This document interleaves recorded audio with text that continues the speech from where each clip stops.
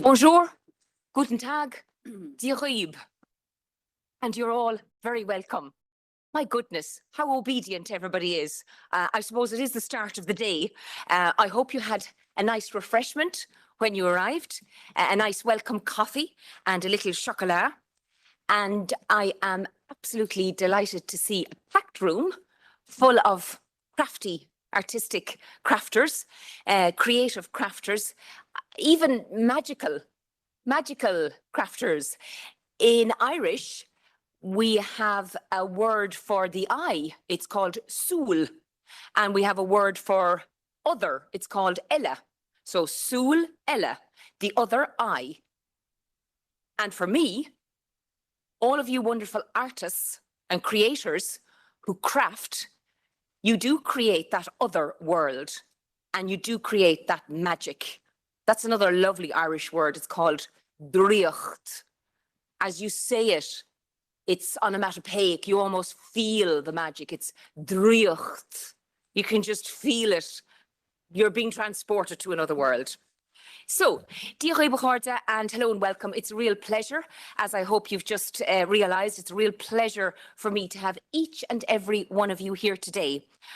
I was delighted to be invited by my dear friends, particularly on my left and of course on the panel here, to open the conference under the banner of Craft Hour.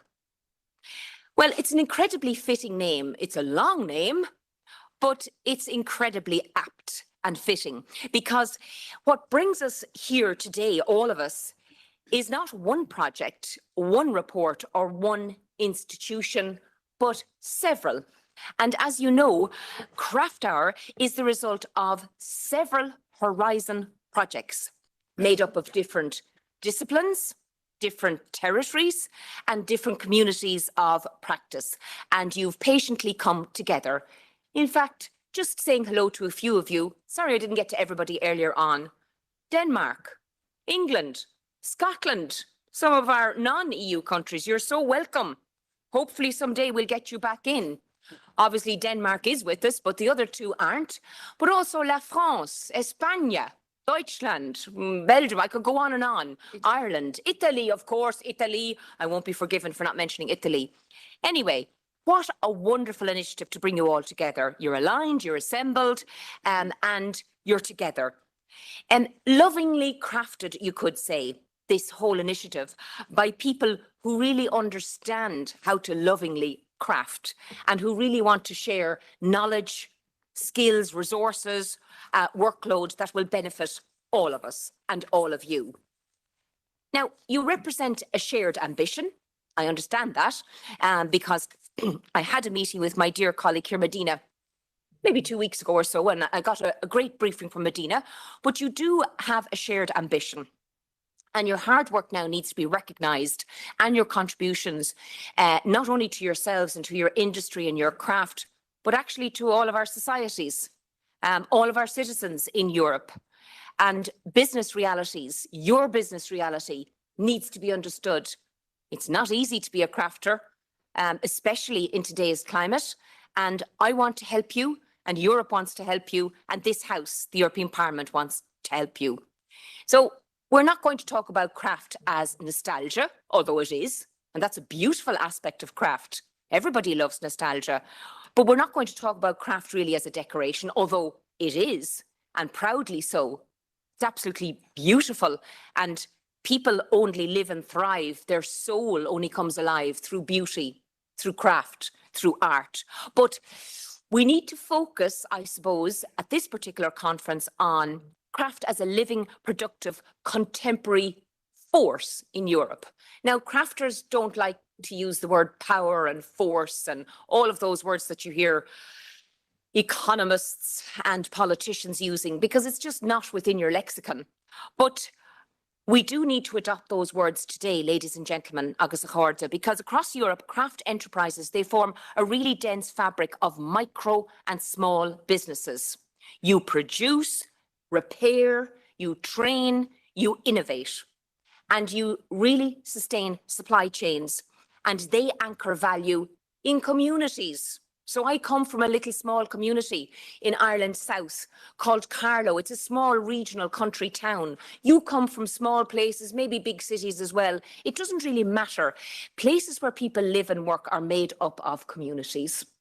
Whether it's children going to school in your family, or whether if you don't have children, you're looking after an elderly uncle or aunt. This is all communities, or whether you have your neighbour next door.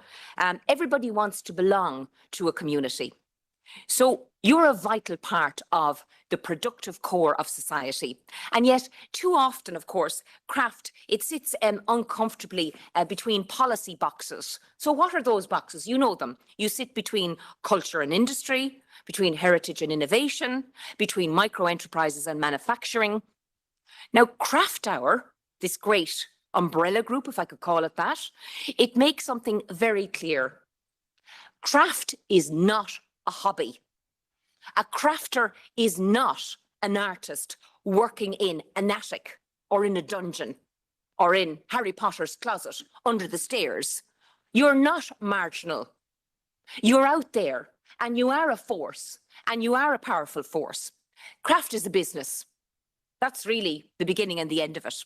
And it's recognizing it with such business strengths and its cultural power and role and economic power and role.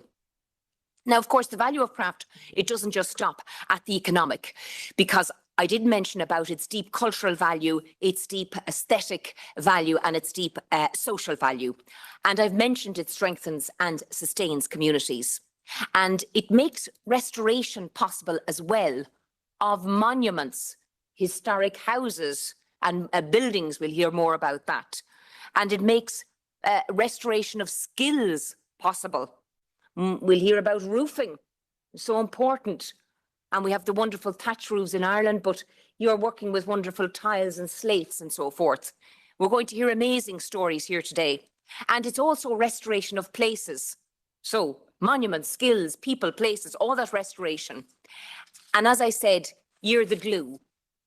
So in many parts of Europe, craft is what allows people not only to work, but to remain. Now, remaining in Europe and in communities is really important, because as we know, regionalisation is a huge issue on the global picture of Europe. And we hear about communities possibly being left behind in Europe due to economic straitened circumstances or global geopolitical events, or indeed environmental and climate events.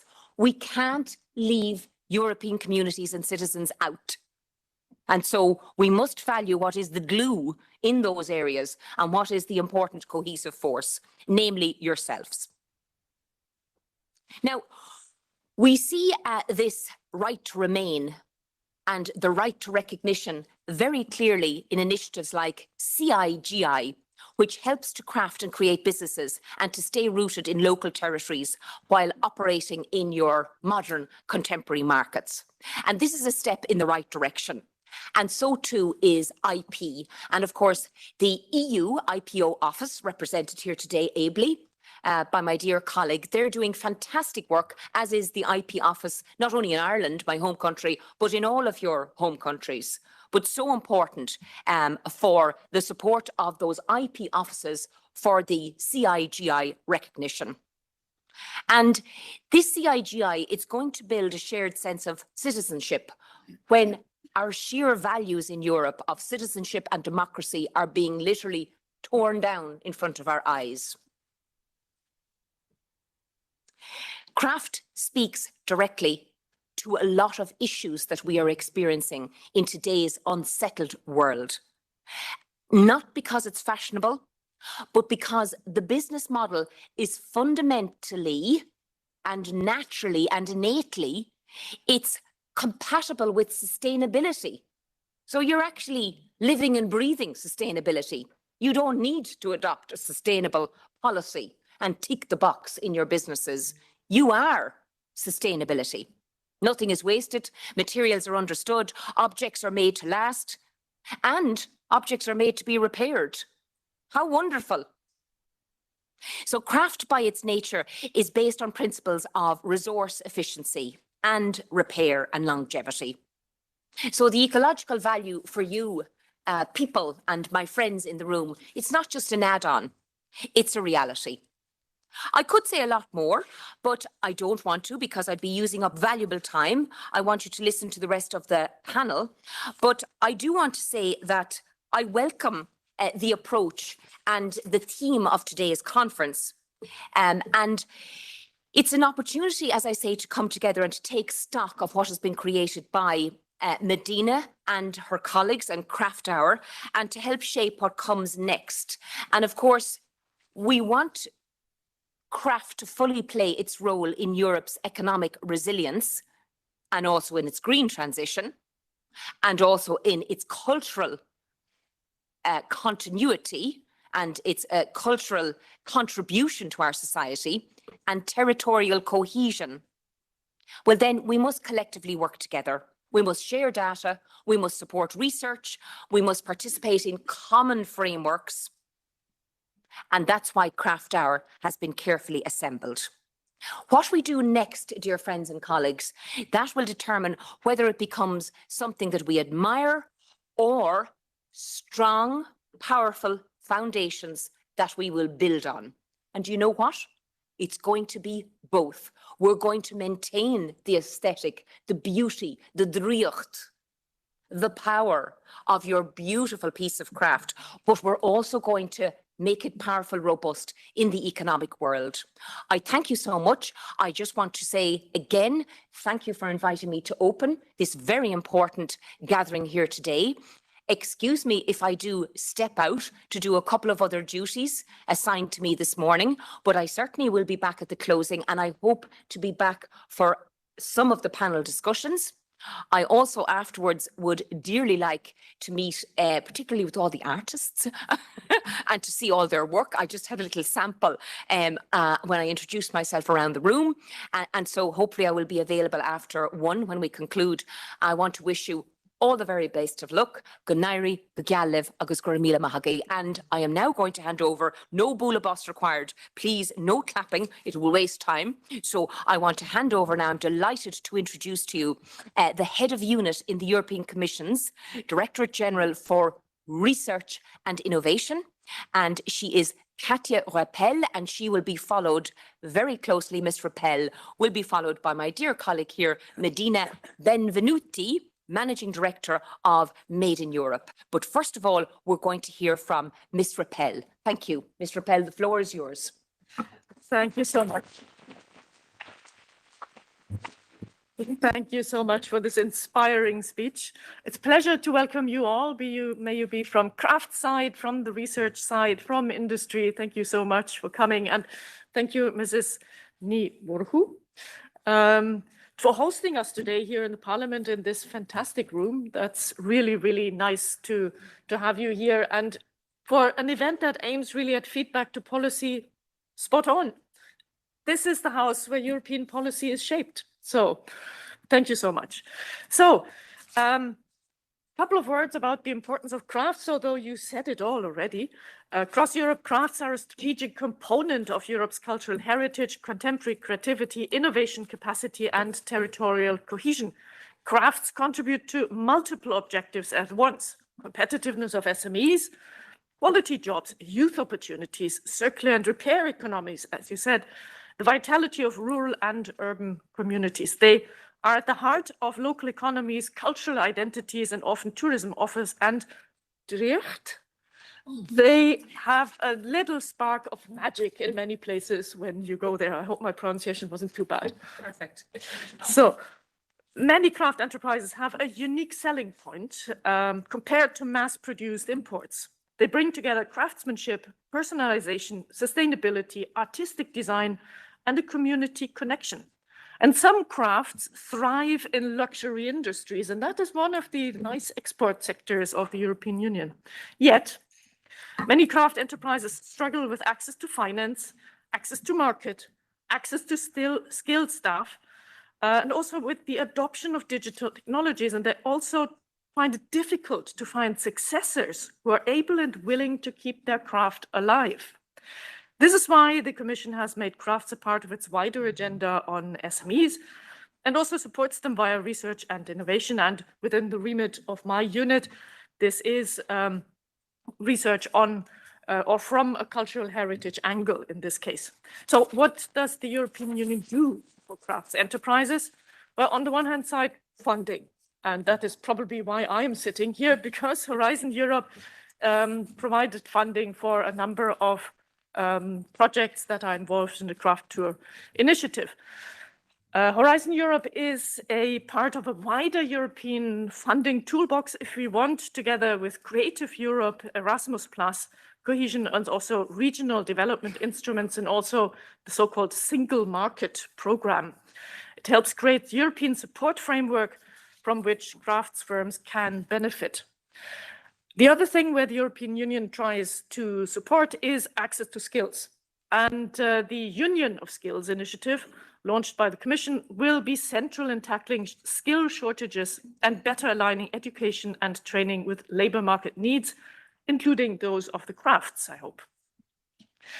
The third element I would like to mention is the protection of authentic products linked to territories, notably by the new EU regulation on geographical indications for craft and industrial products that entered into force fully now in December last year. This finally provides a legal tool to protect iconic goods, know-how, and reputation. Geographical indications are not only about intellectual property. They are tools to strengthen regional identities and brands. They help small businesses reach new markets, make high-quality European craft products more visible globally, and also help to make crafts a pillar of sustainable and high-quality tourism. And this, in turn, fosters local youth employment, incentivizing the younger generations to actually stay, train, invest in their home regions instead of going somewhere else. So I'm happy to attend today's event and celebrate the successful conclusion of Horizon Europe's support for 4 crafts-related projects. The projects emanated from a call for proposals in 2022 on traditional crafts for the future, a new approach. Our aim was to explore how research and innovation can help crafts knowledge survive, evolve, and by combining traditional techniques with new digital and other cutting-edge technologies, and also by opening up new areas of application. We hope thus to help developing new products and services and find new markets. Today's event presents the results of 4 projects. As I said, it's Hephaistos, Tracks for Craft, and Color for Crafts. These projects are working together under the CRAFTOUR initiative. This initiative brings together also other projects such as Culturality linked to tourism and Mosaic funded by Erasmus+. So congratulations on your initiative to team up. This was not only enriching your research activities, I believe, but jointly you managed to have more impact and visibility, notably here in the Parliament, for instance. And I hope other Horizon Europe projects will follow your example to team up and then, with the results and policy messages, have a stronger impact. What CRAFTOUR reveals is both sobering and inspiring. It's sobering because research has documented real and pressing challenges, like the fragmentation of apprenticeship pathways across the member states. Not the same story across. The lack of visibility of crafts, notably in statistical frameworks, just not tracked. The struggle of micro-enterprises to access digital tools without losing their essence. The difficulty of protecting and transmitting intergenerational knowledge in an accelerating world. But CRAFTOUR also revealed some inspiring elements because CRAFTOUR documented solutions, tested approaches, successful models, and clear pathways forward. The projects, the 4 which I referred to, being funded by Horizon Europe, devised new methods to safeguard, transmit, and renew craft skills and business models without losing their authenticity. They devised immersive digital tools and living labs embedded in real territories and tourism ecosystems. They demonstrated that traditional know-how and advanced technologies can shape a new future for Europe and its craftsmanship. Today's conference shows that crafts are no longer a side note in policy. They can be central to Europe's economic resilience, social cohesion, and green and digital transitions. CRAFTOUR has generated concrete policy recommendations to support a better connection of research innovation funding to other sectorial policies. And with that, CRAFTOUR gives us concrete ideas on how to align culture, industry, tourism, education, and regional development policy and programs so that the instruments do not work in silos. I believe that in the next MFF proposal is also one of the issues to have a more pull-together effect. Most importantly, they remind us that supporting crafts is an investment in innovation, quality jobs, circular and repair economies, and the attractiveness of European regions. So let me thank all partners in CRAFTOUR, the initiative, for the work done so far, and invite you all to use today's discussions to move forward towards strategic European crafts agenda. Thank you so much. I very much look forward to the rest of the debates. Unfortunately, I also will need to leave briefly before 11 o'clock, but thank you so much. Thank you. Well done.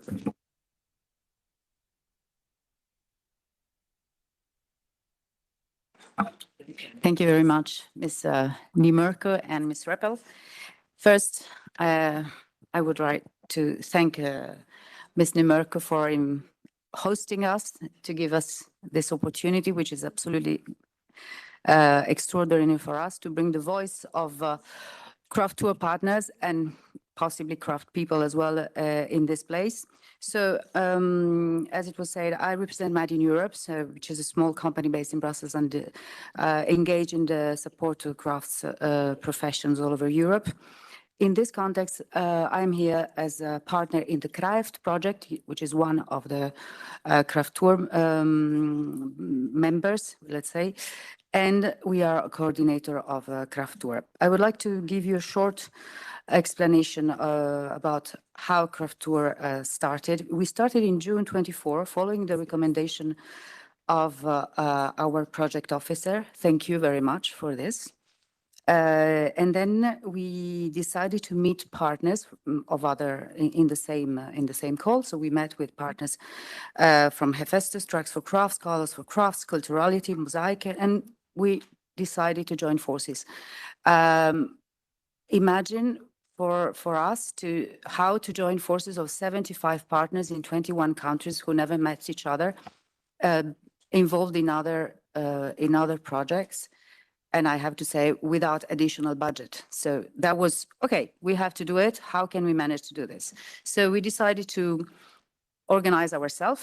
It was in 24. We are a little bit more than 1.5 years ago. We decided to focus first on objectives and then to start working in working groups. The objectives, so we set up 4 objectives. It doesn't mean that we covered everything, but these 4 objectives were very important to address. First, it has been said, how to better understand, monitor, valorize, and document European crafts in order to enable more targeted actions. This is mandatory. We will discuss a lot about this later, but this is very, very important. We do not have any unified system for classification, for monitoring, for statistics at a European level, so that it's very difficult to know what to do. Second, the safeguard and promotion of the authenticity of crafts. We spoke about the CIGI, but there is also other things that should be done, and we will see this together later.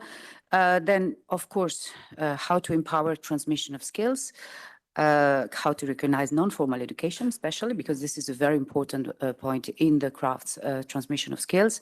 And finally, how to reinforce viable and sustainable business models across Europe within the craft sector. So these are the 4 objectives. We created 4 working groups and we started to work.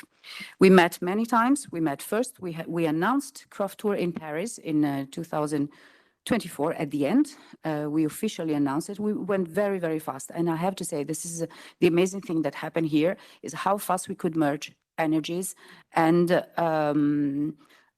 the desire to do something together. So it was very, very fast. So we met in Paris for the official announcement. Then we met again online many times. We had another meeting in Denmark 6 months later, where we started to review the first results. And then we worked on the policy recommendation that we delivered a first round of policy recommendation in December at the European Commission. So the document is available online. You can follow the links on the QR codes here. The full document is available online. Again, we have to work more on that. It's just the beginning. We did this in 1 year. So it was very quick, but we did a very nice work together. What I would add is that the strength of CRAFTOUR is that we are all together, we represent several sectors that are complementary. And this, I think, was a very important point. We have partners from the computer science sector, we have partners from education, from crafts, from, I'm sure I'm going to forget some, from ethnography studies, from human studies, from, help me if I'm forgetting one, but so many sectors that are complementary and that collaborated to see, okay, how can we address these objectives together? And that was really enriching for all of us. And we had another scientific conference yesterday in Antwerp at our partners from the University of Antwerp. And that was very rich again, because we are bringing knowledge, evidence, and in a very participative way, we are adding value to our common objectives. So these objectives I was mentioning will be addressed during this conference, but we decided to have another format because something that we wanted to highlight here in order to address policymakers is that crafts have an impact.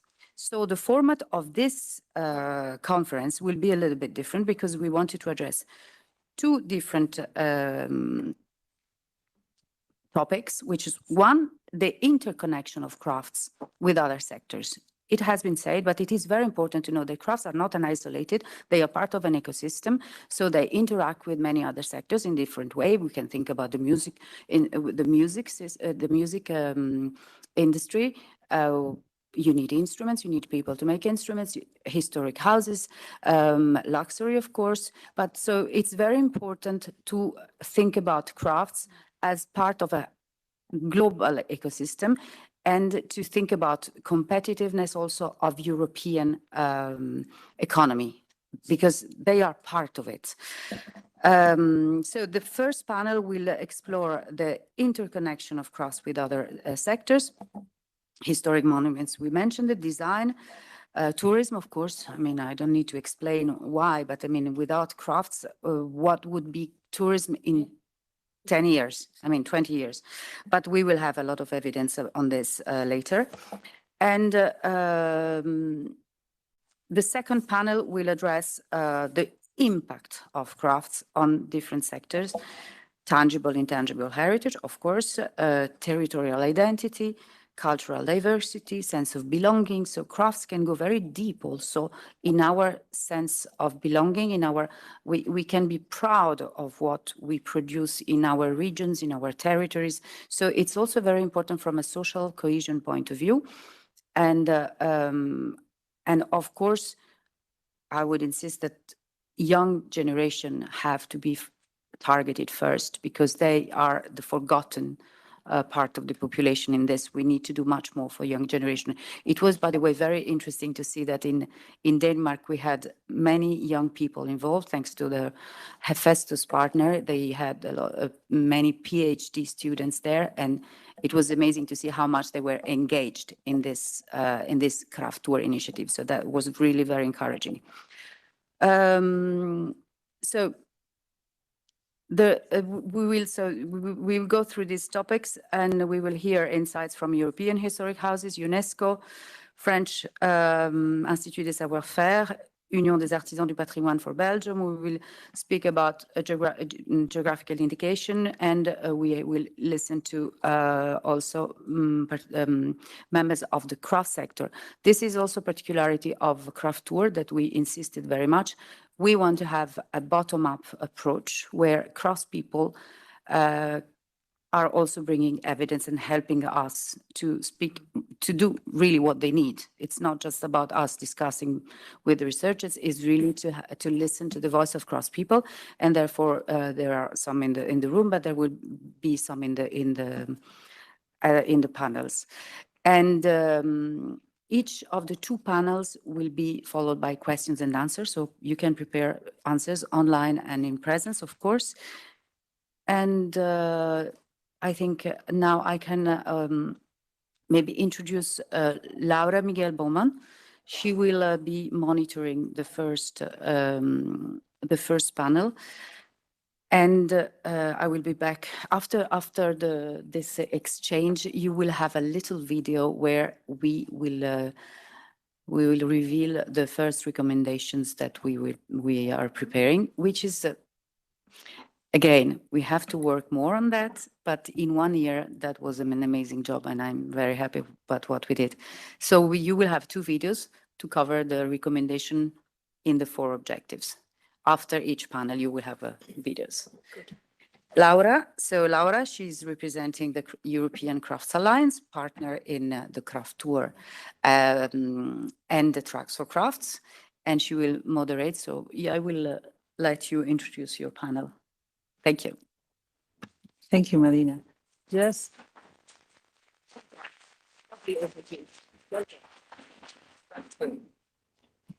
Before I start, Madina, just to be sure about the timing, I need to stop talking at 11 because the question and answers is after the video, right?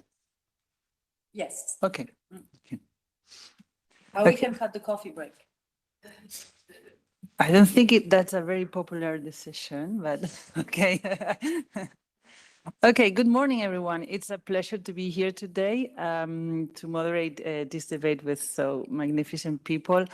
The CRAFTOUR initiative, I think, was very much needed, and I need to say that everyone was very positive and engaging because we needed that. And finally, we're here and we are all contributing and keep contributing because it's very necessary that we hear all the voices, reach out to all of the organizations that are next to you to transmit your concerns, your challenges, ideas, and what you don't like as well.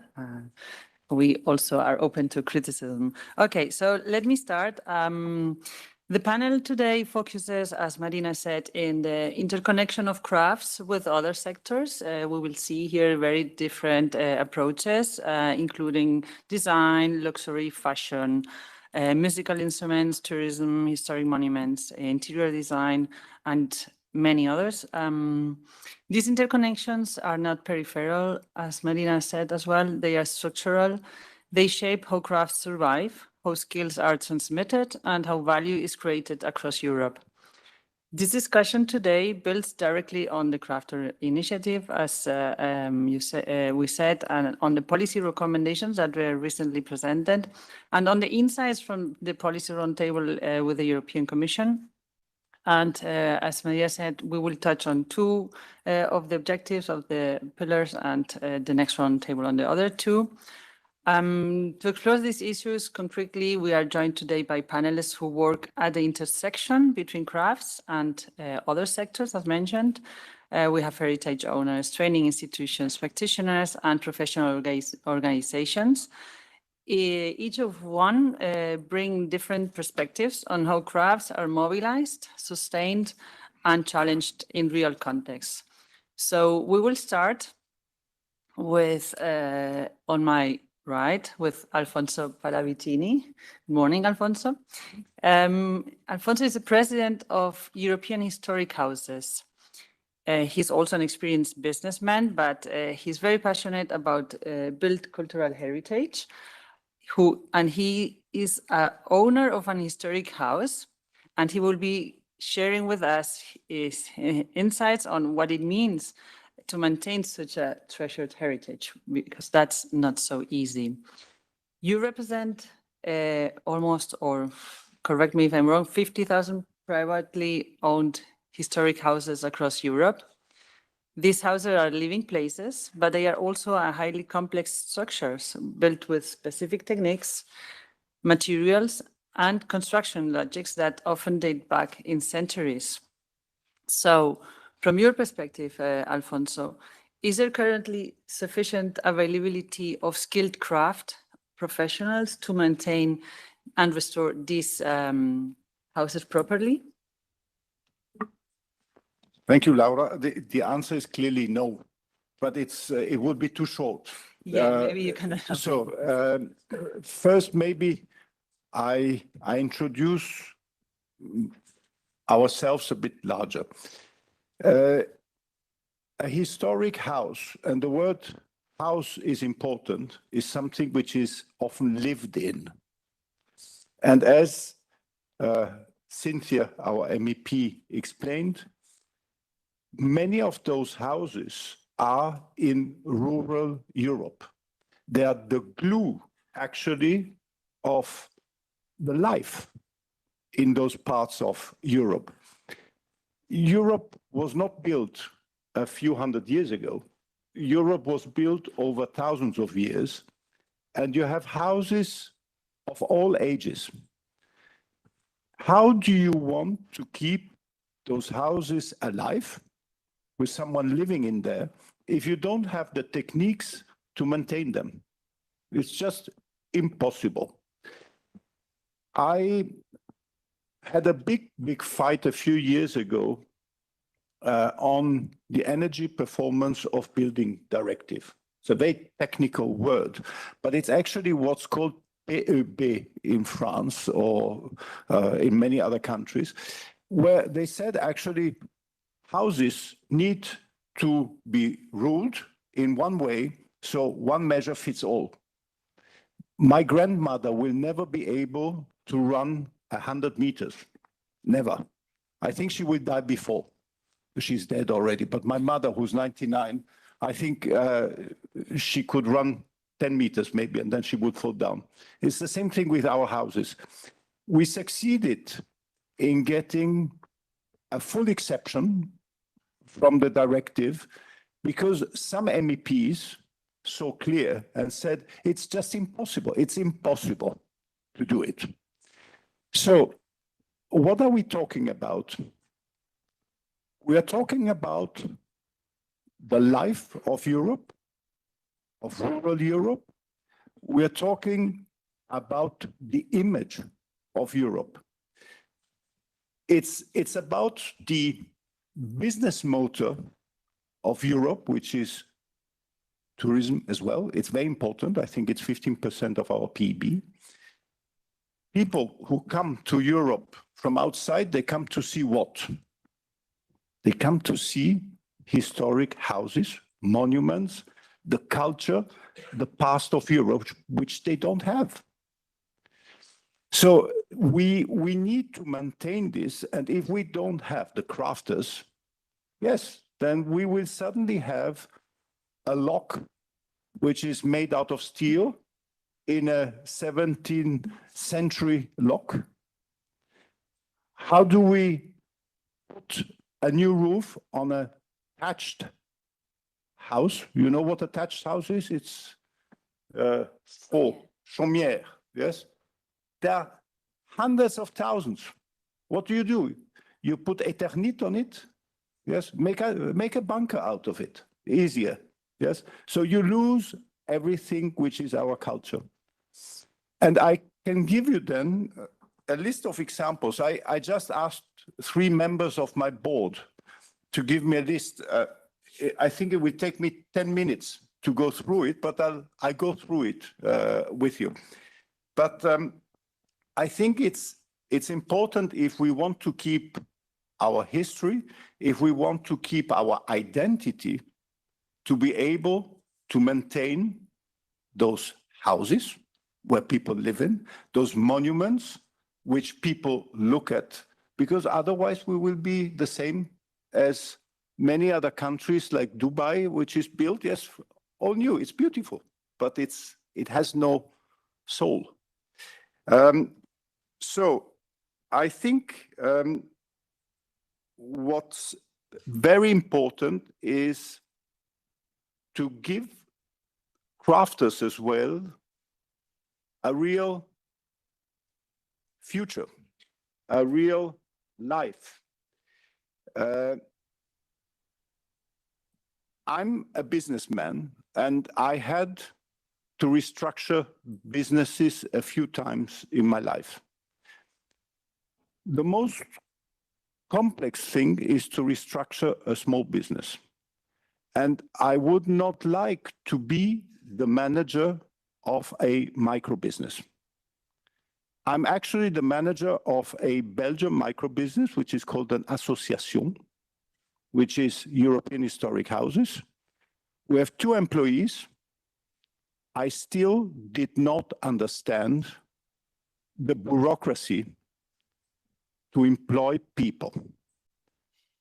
It is so complicated. You're not allowed to do what you want because there's someone else who rules for you.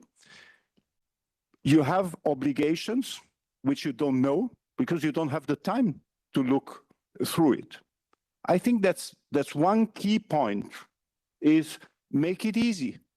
Make it easy for you.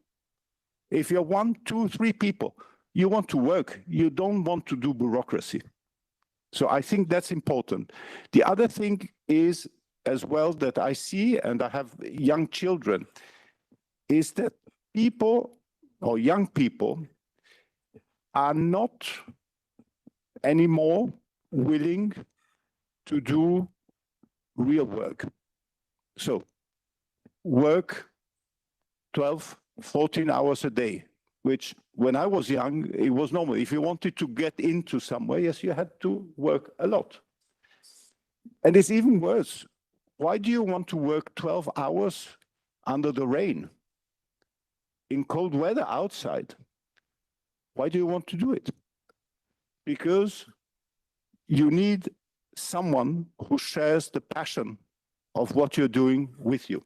So it's coming from older generation to younger generation. It can be structured. It can be helped by education. It's necessary. But I'm convinced that there are a lot of people who want to do it, but it's too easy to say, I go into an office and do nothing. Yes. So there shouldn't be actually the other possibility. Yes. Do it because you want to do it. So I think one key issue is bureaucracy. The other key issue is get the young people back to a passionate work and make them understand how beautiful it is to restore something which is invaluable, because actually it won't exist anymore if you cannot repair it. I'll give you, but I think there are artisans here, so it's, I will say stupid things, but I'll give you a few examples, yes? I take the list here, stucco worker. I don't know where to find a stucco worker outside maybe Italy, yes, in Venice, yes, but you need to look for them, yes, and you can wait a few months or a few years for them to come. Lots of houses, old houses, have stucco. My house, all the walls, and it's a few thousand square meters, are stucco. You have a hole? Good luck. Parquet, so wooden floors. Already the simple wooden floors, for instance, in Austria, all of those normal wooden floors you would see in 19th century houses, very difficult. Yes, you have people who can restore them. You have people maybe who can do that. But now get to the real complicated ones you see in Austria, in France, which are like antars, how do you say it in English? Yes, so impossible. They will tell you, yes, put vinyl on it or something else. It's easier. I can read you the list here: blacksmith, locksmith, mosaic layers, brick layers, floor layers, hedge layings even. Yes, all of that. It's, if it's not dying, it's just very, very complicated to get them. And many of our, I represent 50,000 because we have 50,000 members, but actually I represent, I think, a few million historic houses. Many of those few million, so it's a huge market, crave for you, crave to find the right artisans, and they're ready to pay for it. It's not the problem to pay for it. It's to find the right ones and to find the ones which are professional enough to do what they promised they said. So I'm sorry, I did not answer totally your question, but But you answered all the others that I had, so that's very good. so No, I thank you very much for this overview, and we see it's critical. it's absolutely critical. I hope that Evie can then help us to answer who wants really to stand in the rain working 12 hours, because you have this experience, right, Amy? You already analyzed some of the issues, like over-regulating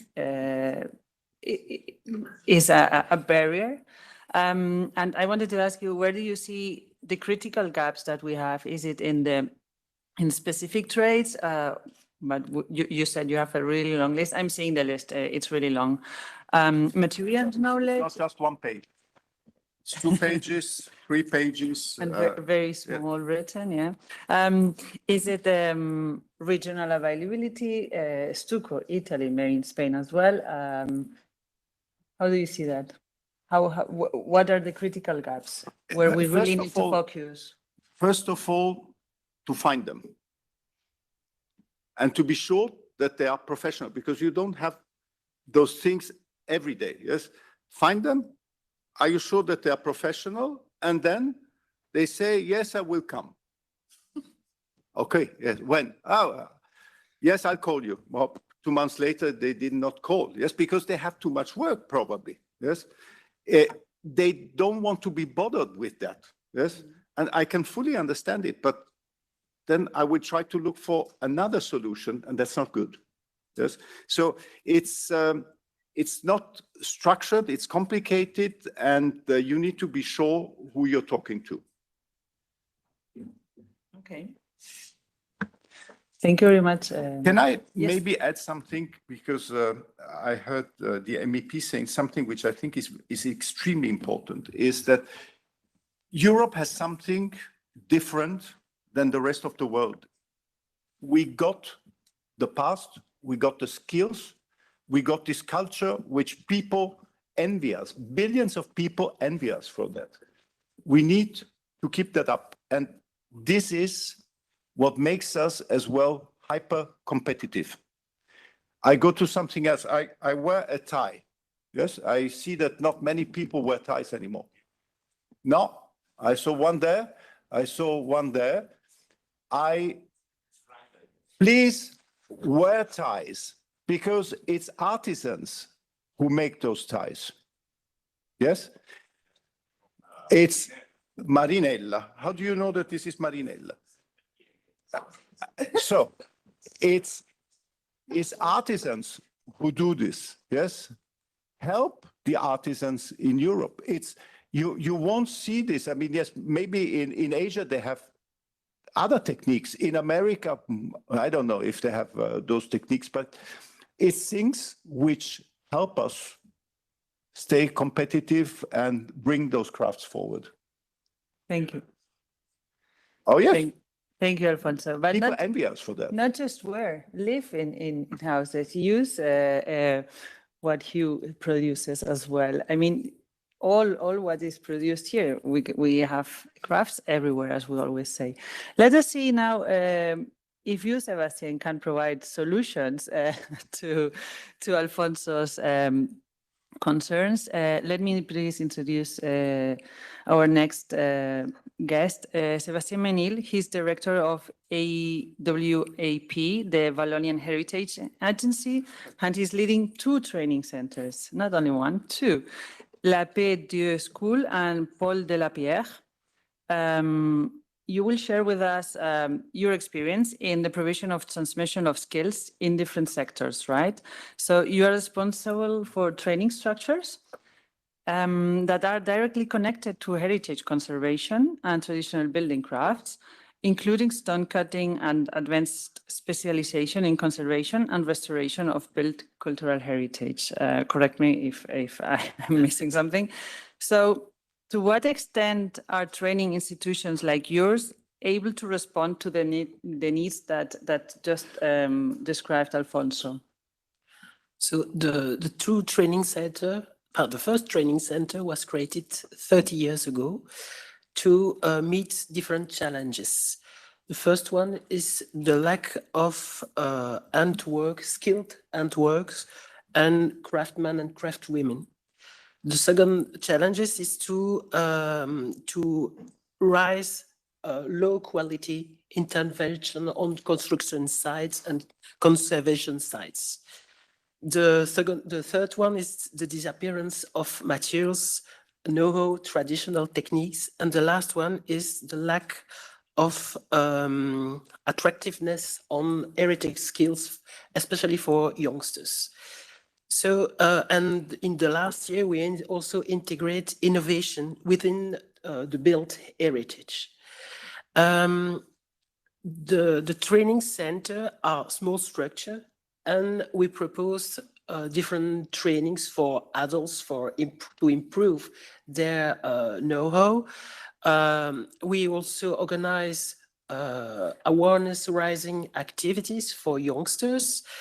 And as we are small structure, we are able to propose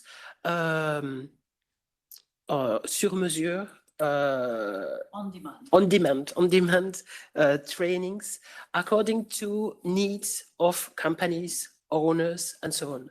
So if one of those techniques is not taught in our training center, we can look for craftsmen that can transmit it to other people. We also have an advisory. We can provide advice to private or public owners. For example, if an owner needs references, addresses of different stonemen, for example, stonemason, we can provide them according to the area where he lives, to the specificity of a work. So this catalog of craftsmen are part of the association. Evie is president of former trainees who are skilled to do this, or well-known other craftsmen in Belgium and even abroad. So in this catalog, do you have also, you just mentioned people from abroad, because do you get queries from because you are so specialized, this is what Alfonso was saying, that they don't find professionals. Do you can offer also the service for people outside Belgium? Yes, of course. For example, last year we provide, and for a few years ago, we provide trainings for the CWGC, so the Commonwealth War Grave Commission. And one of the trainer is here in the public. And the goal of it was to raise their ability for stone cutting. So within 5 weeks, the six workers of this commission were trained to increase their ability to restore cemeteries, English and Commonwealth colony cemeteries. So it means we can teach abroad, of course. Okay. You provide highly specialized training that deliver high level of qualification, but these qualifications are not always formally recognized. within the official education or the labor frameworks, does this lack of informal recognition affect your ability to attract people to the training centers and talent and to those professions that are maybe not so sexy, as you said? So our training are not don't lead to qualification. We don't have a formal qualification, and it means all our training are based on the reputation of the center. For some of the trainees, they need something, a degree, a diploma, a certificate. So we try to ponder on this topic. Especially we have a transborder project for dry stone walls. In France, for example, they have a certain degree, a certain qualification for that. And the transborder project with Luxembourg, France, the eastern part of France and Belgium, the main objective is to create this certification for dry stone masons. I think it's something very important because it can lead to different construction sites, especially public construction sites. So if I understand well, if these graduates want to work in an official construction site, they will ask them to have a qualification. Qualification for most of the heritage-built professions doesn't exist. For example, in school program, they have only a few words on built heritage, on traditional techniques, and or awareness raising activities is a way to give them different ability, different competencies for traditional techniques. I'll give you an example. Stonemason don't have stonemasonry. Masons don't have stonemasonry in their school program, and they come for 1 week in our center to practice it, and they have another competencies, they have new competencies, and if they want to go further, they can go further. Mm-hmm. We also organize for a teaching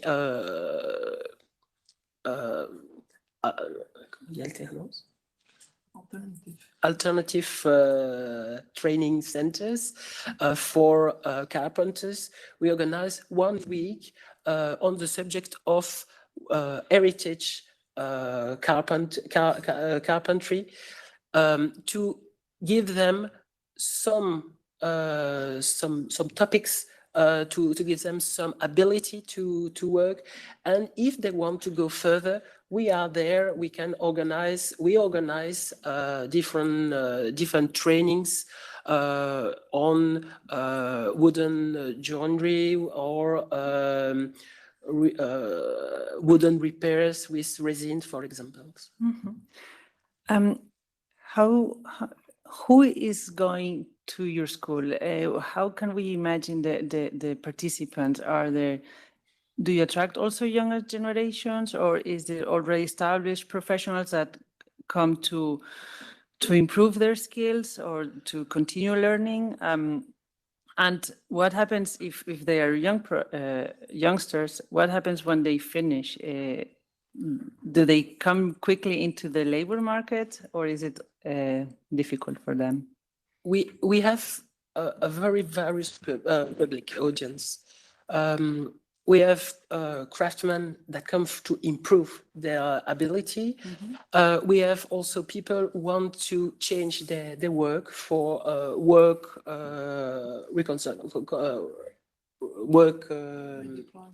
redeployment. As far as it is very short training, it needs to improve, to practice, and to follow different other trainings during the year, and we try to give different modules that can lead to stronger competencies on the techniques. When we organize, as I said, different pedagogical activities. Schools come in our centers for 1 week, but at the end, if they want to go further, they really need to practice and to follow long-term trainings. At the end, we try to, especially in the Pôle de la Pierre, which is dedicated to stone professions, we try to follow them, to help them to find a job. And very often we have almost once a week or twice a week, we have different companies that ask, have you got pupils? Have you got youngsters who want to join us? And we can even go further with their training, of course. Okay, that sounds promising. So we have seen the needs and the value of crafts. We have, Sebastian has shared like solutions, how important skills are. And now I would like to go to the perspective of real craftspeople. So we have here today Hugh Rush Kelly. He's an independent wood turner, and he's also leading a workshop called Sonian here in Brussels. He's a one-person craft businesses, which it's the majority of the cases. It's like this. And at the same time, he forges plenty of collaborations with other craft sectors, with designers, with interior designers and architecture. So I think you will explain us a little bit about Sonia, which is also a really interesting project that has, as we have seen, it liaises also with environment, with circularity, with responsibility. But first, I would like to see you as an independent craftsperson working with wood. How do you interact with all the other sectors that I just mentioned? And I'm sure that you can add more sectors as well. Yeah, thank you. So my main kind of interaction with other sectors is that mostly it's other sectors that make up our client base. So this is primarily interior architects, designers, also quite a lot of work with artists as well. And there's two main kinds of collaborations that we enter into. The first, kind of simpler to explain maybe, is simply making stuff to order. So it might be a designer who has a very specific product that they've designed. They need it to be in wood, whatever it is, and they come to someone like me purely from a skills point of view. So here's a design, it has its parameters, it needs to provide a function, and we make that piece exactly as it is and deliver it, and everyone normally goes home happy. So this really relies on the professionalism and the skills and ability that are built up, maybe through more, let's say, independently thought projects, and especially with the second kind of collaboration, which is becoming, once I've kind of established myself a bit more, this is more and more what we do, is these collaborative efforts and projects where an architect or a designer or an artist comes to me or somebody like me, not just to produce exactly this rendering that I've made. It's a collaborative effort where it's relying on the experience with materiality, the experience with the craftsmanship. And rather than just producing something to order, we go down this path together and actually create new objects, push when it works best. It's when not just the designer is finding out new things, but also me as a craftsperson is discovering new possibilities with these techniques that are often very old. Breaking some of the rules of the craft is one of the most important things in my own business actually is that I can innovate within the craft that I practice. Okay, that sounds very interesting.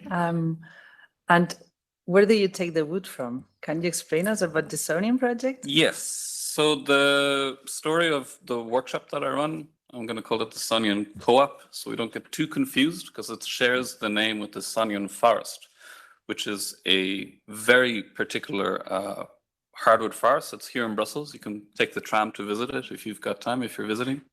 So the Sonian Forest is a mature hardwood forest that's part of it is on the territory of Brussels City. It's an enormous forest, so it goes into Flanders, it goes into Wallonia, and it's itself a UNESCO World Heritage Site. So the forest was largely planted between 200 to 300 years ago.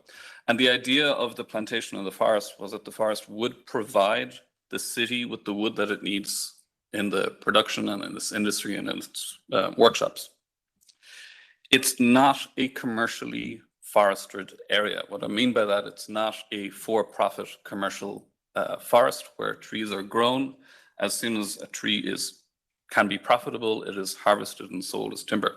This is the classical commercial cycle. Instead, and one of the reasons why it is a UNESCO World Heritage Site, these trees are left to grow, and the forest is simply managed. So it's so vast, and the trees are now so old, and they're reaching often the end of their natural lives, that it produces, through forestry management, an enormous volume of timber every year. It's stormfall, it's safety clearance. We can think of one tree falling over in a storm. Really behind that, that leads to maybe 12, 15 other trees that have to be identified as being at risk. The Sonian Forest, a lot of it is public land, there's public access and walkways through it. One tree falling over in a storm in a properly managed forest may result in 15 to 20 other trees having to be removed from the same site. What happens with this wood and what has been happening with this material for the past number of decades is it's essentially sold on the open market. I won't get into the mechanisms of it because it depends on which region the wood is from, but it's essentially made available to the open market.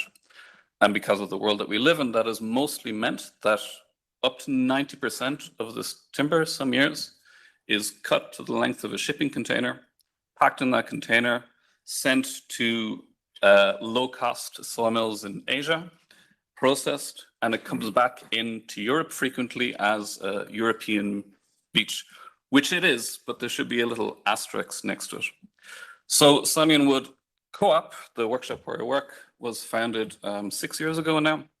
And the idea was to intervene in this market and to keep some of this material and keep some of this wood here in Brussels and have it used again by the city as a lot of it was intended to be. Over the past couple of years, it's evolved from the initial idea, which is really to be almost a wood merchant with a hyper-local focus. And as time has gone by, we've transformed more into a bespoke, high-end wood carpentry workshop. So we make furniture, we make other architectural items. So we have parquet that is made entirely from beech from the forest from Brussels. We have building cladding, which we use local European hardwood. Through a non-chemical process, we can make it durable enough to be used on the exterior of buildings. And the vast majority of actual work is bespoke one-off pieces. So this is collaborations with designers, interior architects that work with us, not just because the material is local and it ticks some boxes in the circular economy, but because we have a deep knowledge of what the material can do, or craft skills have risen to match the importance of the material in many ways. I noticed, yes. Time? I knew that you were going to be like this. I noticed that when you started to explain that, you said, you used the past tense, like it was created 200 years ago for that. So, but you are trying now to come back to this initial plan and use, which I think is happening very much in the craft world, that we are seeing that how we were doing things in the past are maybe the right thing of doing things. So I just wanted to touch on that. And just very quick, I would like to know about your path in your career. Have you been also into like this kind of school? Have you been self-taught? Have you been experimenting? How have you come to this point now? Yes, so I have to explain my career relatively frequently, and it's never particularly easy because there is no clear trajectory through it. I worked for 12 years as a technical director in theatre and performing art, both in Ireland and then also in Belgium when I moved here. And this was always kind of independent, and the clear kind of through line in the career, and especially now as a craftsperson, has been that it's always been collaborative. So working in like a technical theme in a theatre, it's intensely collaborative to reach a shared kind of artistic vision. And I had a great career with that. I traveled the world. I did work everywhere, but it was by its very nature ephemeral. It was temporary. We were coming together to create moments of beauty rather than this lasting beauty that we have through craft. And there was a couple of kind of points and things that happened that really affected how I thought about what I was doing and moved me much more towards thinking about craft as a way of living and as a way of creating something. So there's one very, very briefly, a interview I heard with a guy who lived in a Frank Lloyd Wright Usonia home. So Usonia home was this social housing, low-cost housing project that Frank Lloyd Wright designed these small houses for in the 50s in America. So what passes for a historic home in the United States. And the interview with this guy who'd lived in one of these houses his entire life. He was at the age of 92 reflecting back in his life, and he said he realized that there wasn't a single day where he hadn't seen something beautiful. And it sounds very romantic, but he went on and said he was 92 in incredibly good health, and he directly attributed that to this aesthetic, the craftsmanship of his built environment around him. And that really struck me in a really powerful way and made me think more about what I can actually do that can be built and can last and have this kind of heritage. So at that point, I started moving away from theatre. I helped start an open workshop here in Brussels. It's 600 meters or so away from this building actually now. And there I could eke out a space where I could self-learn a lot and also help other people, like introduce them to a workshop environment. And shortly after that, I actually got on the very, very lucky, life-changing week for me, which was a craft residency actually in Carlow in Ireland. And there I ended up in a room with 7 or 8 much more experienced craftspeople than me. It opened my eyes to the possibility of what specifically wood turning as my main craft could actually do. And it was hand in hand at the same time as I started getting access to the material of this fantastic beech wood that we have in Brussels. So at the same time as my eyes were open to the possibilities of the craft, the openness to the actual material that I could really do something with and have a new craft to express with came together. And then since I did some trainings, short trainings, I traveled to Italy, I traveled back to Ireland again for more trainings, mostly self-taught. Thank you very much, Hugh. We see that these crafts careers are not a linear path, and it's constantly changing. And as Sebastian said, they offer upskilling and also reskilling. People change and in their lifetime to other jobs, and this is really interesting. And we need to reinforce upskilling, reskilling. We need to continuously offer these opportunities. And also, you said something that is also really interesting: residencies. Go to a place, learn from others. This is so important. So please, Europe, continue supporting the creatives. I forgot the name. The move call. So it's so important, and that we move, we learn from others. So let's go quickly to Evie. Sorry, Evie, you are the last one, but we are really interested in hearing you as well. Evie's a roofer. and she also is president of the Union des Artisans du Patrimoine here in Belgium. You can find Evie on a roof, but also behind a computer, managing the organization and uniting all her colleagues that are involved in construction and all these trades related to heritage building as well. And she also teaches in Sebastian School, right? I do. So she's a multi-talent. She never, she is not bored anyhow. So in the Federation of Heritage Craft Trades that you represent, you work to protect accumulated know-how and to defend the professional status of craftspeople. So from your perspective, what are the main threats today to the transmission of heritage skills? Are these threats primarily economic, regulatory, educational, social? So good morning, everyone. To answer your question, I think they're all of them. We have jobs, we have trades that cover all the aspects of society.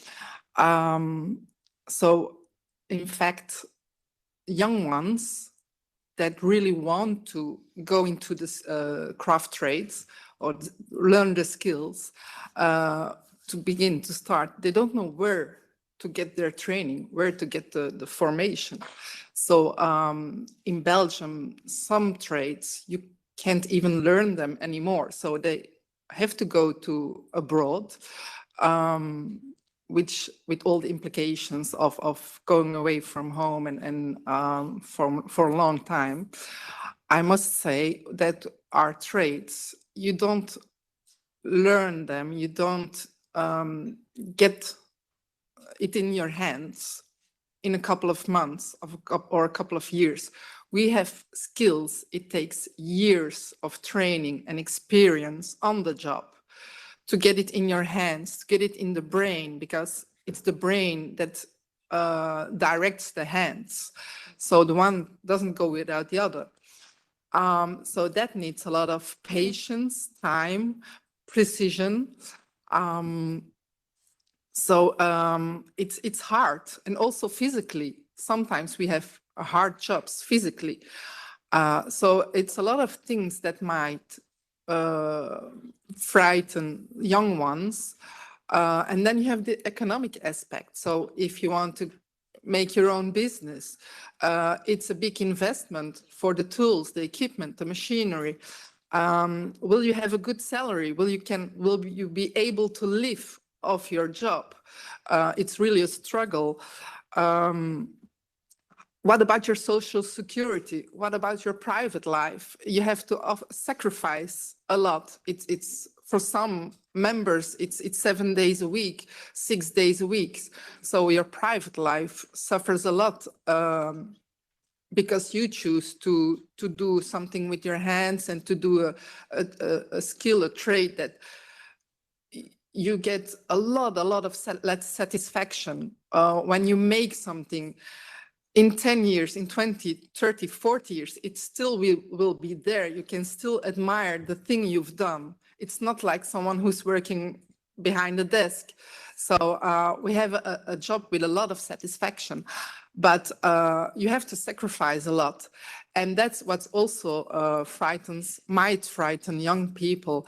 So we have to support them and help them with these aspects. On the other side, you also have big enterprises which is unfair competitivity because they have cheap employers or employers from abroad, and we are working with local materials, with our know-how, our technical expertise. We do a job.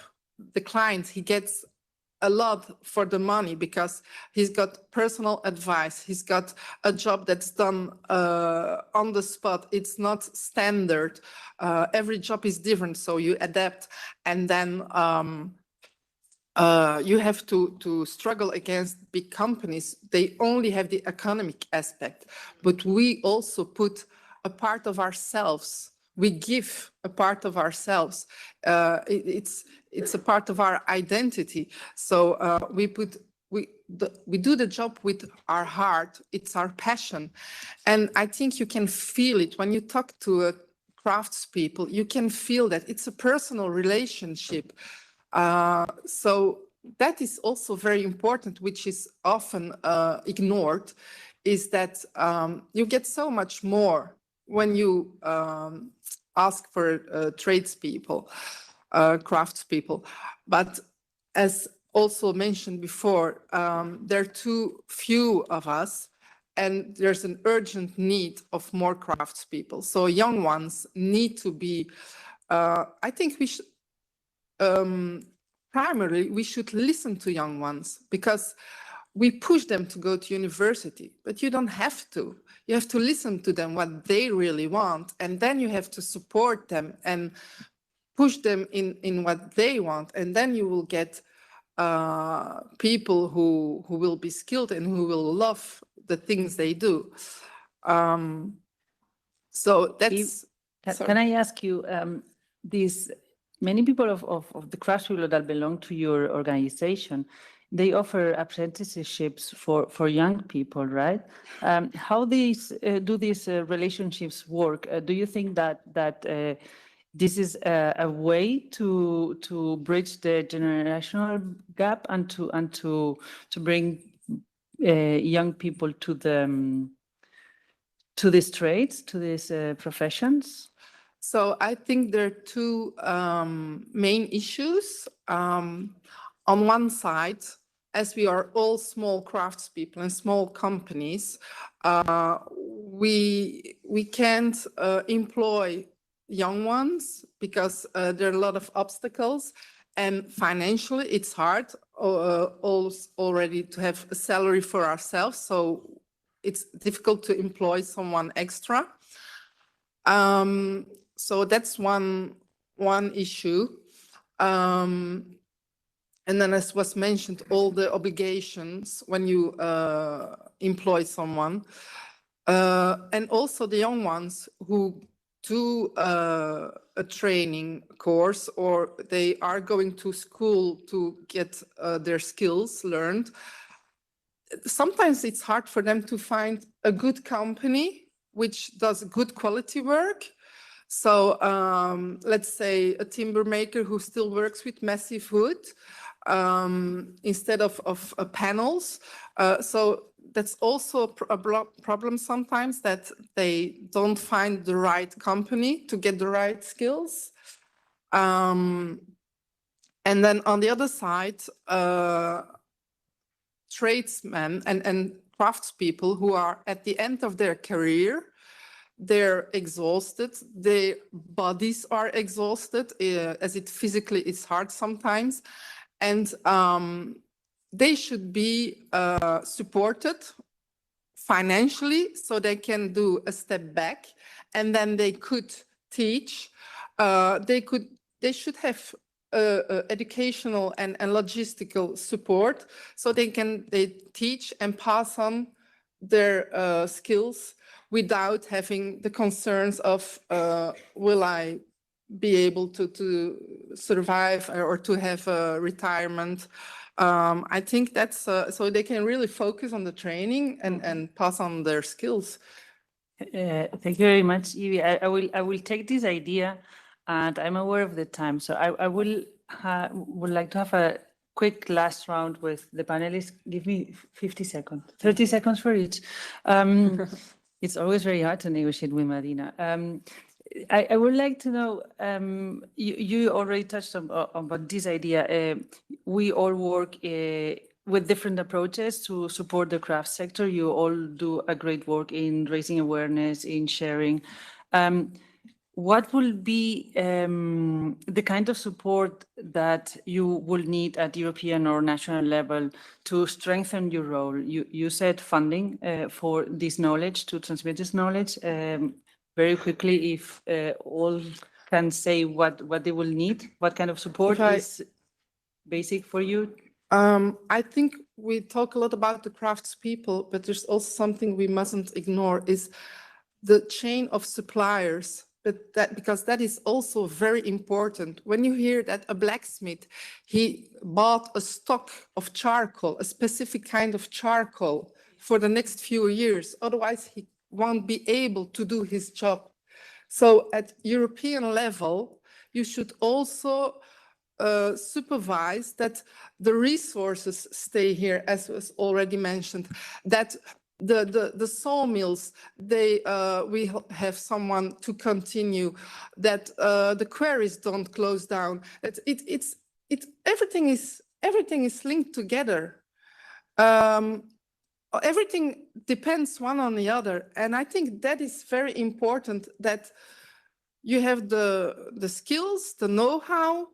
That has to be protected, but you have the people that have to be cared for, but also the resources, the supplies, the materials. Mm-hmm. That is also very important. And I think at the European level, there can be done a lot.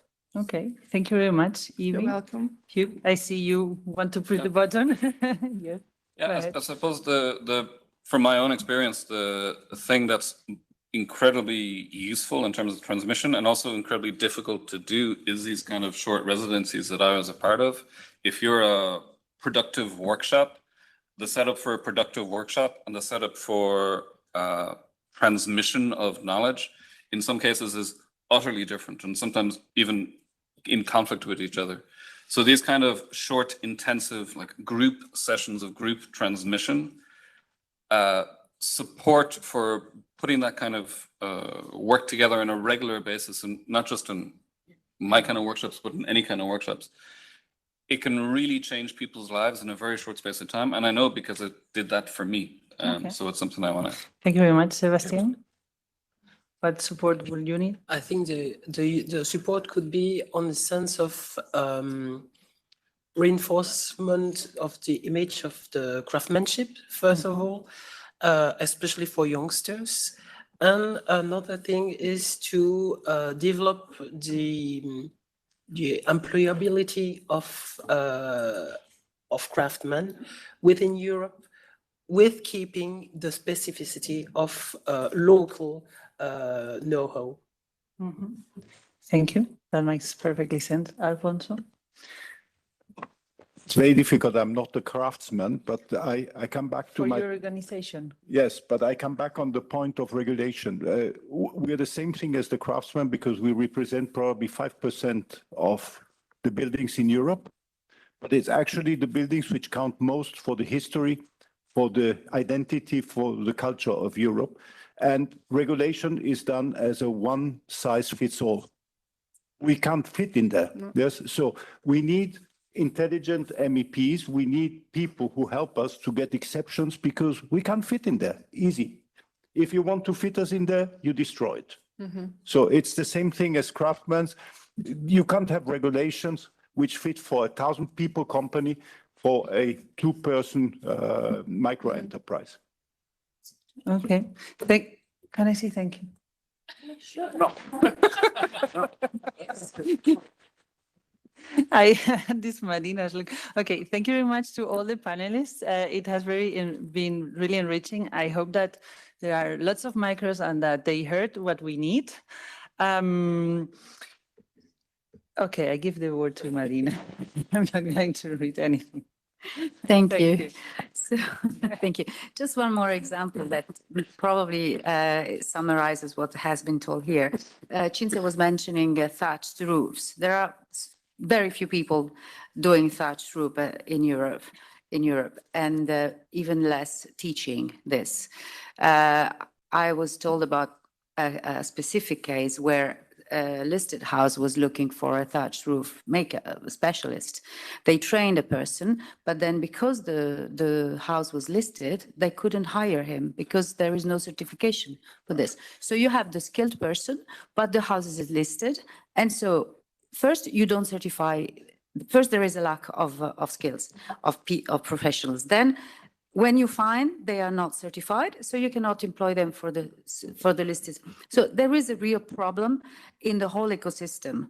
And well, I think we will now share with you a short video of the first recommendation that we are bringing in after this panel. After this, normally we have a short session of questions and answers. Online participants. Yes, okay. So there are questions, and we'll go with the video and we speak a little bit later. We will shorten maybe a little bit, unless, I don't know how it works here. What happens at 1 if we are not done, Cynthia? No, nothing. Nothing. Okay, so let's, no Nothing, problem. because I am here. Okay, fantastic. Please don't move. They can't Then throw in- me out. Okay, so My house. we can Not relax. historic. We can relax, and so we see this video, and then we will have a moment for your questions online and here, and then we will have the coffee break. Thank you very much. Across Europe, crafts are part of everyday life. They shape our cultures, our territories, and our local economies. From rural areas to cities, from traditional skills to contemporary practices, crafts are diverse, dynamic, and a source of economic and cultural value. They contribute to local employment, innovation, and the competitiveness of European regions.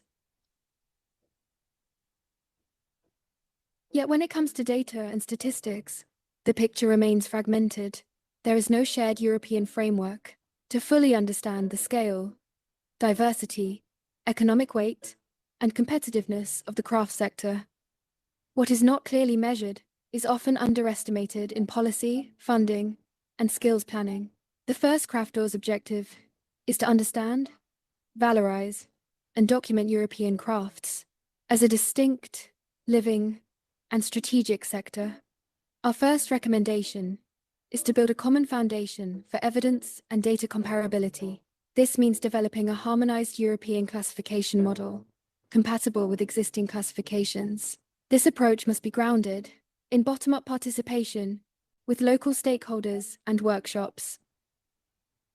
Our second recommendation is to develop a European harmonized, multilingual, and interoperable ontology that maps techniques, practices, products, tools, materials, and territorial identities. The ontology will help break down silos, supports cross-sector analysis, and informs policy design. Our third recommendation is to establish a permanent European Observatory of Arts and Crafts. The observatory will ensure the long-term sustainability and comparability of data, maintain and update the classification model, monitor needs, risks, and opportunities, and assess policy impacts. Through strong community participation and bottom-up governance, it will support skills development, informed investment, and the long-term competitiveness of European crafts. After understanding and documenting European crafts, the next challenge is clear: ensuring their transmission. Across Europe, new businesses and young people taking over workshops are not compensating for the number of craft enterprises that are closing. Many aging crafts professionals lack a transmission plan. At the same time, many craft sectors, in particular heritage building crafts, are already facing a shortage of skilled professionals. Workshops cannot meet demand. Employers struggle to find qualified professionals. Orders are refused for lack of people. Strengthening craft education through formal, non-formal, and informal learning, and introduce young people at early stage, is central to the future of the craft sector. Yet major barriers remain. Young people are rarely exposed to crafts as a career option. In secondary education, crafts are largely absent from career guidance. Many young people can name only a handful of craft professions, while more than 280 exist across Europe, and many more when territorial specificities are considered. Crafts are often romanticized, instead of recognized as skilled, future-driven professions, leaving manual intelligence and tacit knowledge undervalued and disconnected from culture and expertise. Because pathways are fragmented and poorly aligned with labor market needs, we urge policymakers to strengthen craft education and recognize crafts as professions of excellence, innovation, employment, and cultural value. To achieve this, we propose 4 complementary recommendations. First, we need to strengthen intergenerational and reciprocal transmission by making skills transfer a core professional practice that keeps living heritage alive while allowing it to innovate. At the same time, craft learning must be revalorized across formal, informal, and non-formal settings, introducing crafts early, supporting trained teachers, building strong local partnerships, mapping training opportunities, and making full use of digital tools.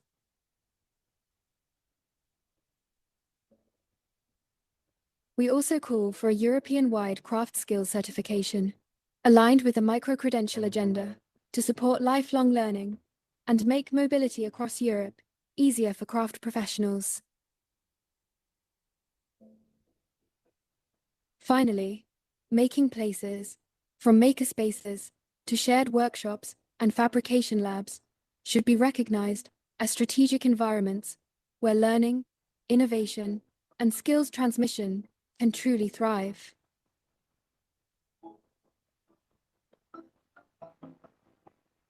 By investing in education and transmission, Europe doesn't just protect crafts, it secures skills, fuels innovation, strengthens competitiveness, and lets the intelligence of the hand shape its future.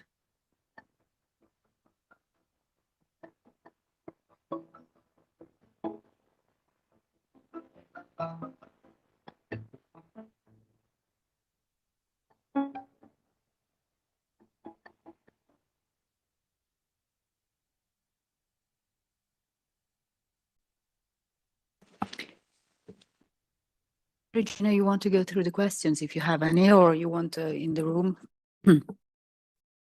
So I'll read first one of the questions that I believe it's relevant for all of us. So to all presenters from Victoria Kalogeru, thank you for your engaging presentations. From your experience, what could you share that has proven effective in supporting the long-term sustainability of crafts that could be implemented in small countries with limited markets, such as Cyprus? Thank you.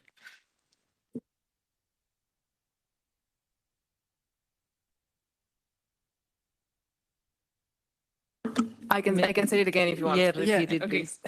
So it's creepy. It's a cryptic.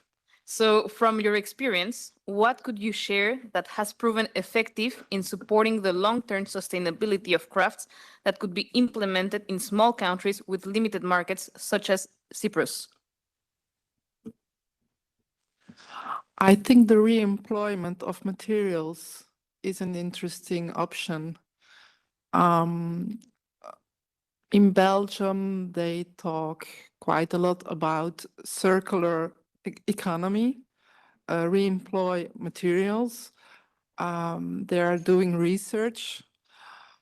I read just a couple of days ago an article on the news website that they had to do the pavement of a historic place in a city in Flanders. And they sorted out all the pavements in stone. And the most flat ones, they used them to put where would be the pathway for the cyclists. So it wasn't too bossy, but rather flat, so safe for cyclists. And the entrepreneur, he said like, oh, it was a bit more work because we had to sort out, the workers had to sort out all the stones, but it was worth it. And then they could keep the historic aspect of the place and the historic materials.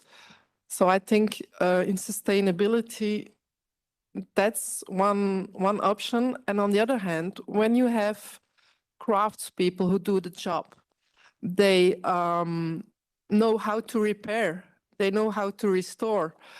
So I think it's important to call on craftspeople because they can repair something that already exists wherever you live. If someone asks for instance, as I'm a roofer, we had a client once and another roofer proposed to take down the dormer windows and put some roof windows instead.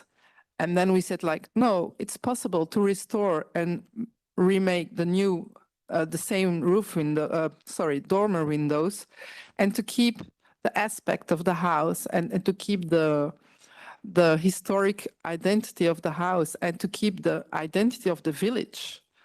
And I think that's something that's possible with craftspeople and not with big companies, because they don't have the workers who are trained and who have the skills to do these kind of things. I hope that can answer the question of the person. Can I give you also a short answer? I think that we said a word that it's clue here, it's collaboration. You cannot do everything alone, and in a small country, maybe it's more complicated, but first you need to establish, the public administration needs to take charge of it. So establish like a structure that keeps over the time with a strategy for that, and then you implement it. And maybe you have not enough resources to do that, but you can learn collaborating in networks, learning from other countries that are similar to yours, or look up into other bigger countries that have done well. So that's what we basically do in our network, in the European Crafts Alliance. We share this knowledge and we learn much from our peers. Maybe this can help.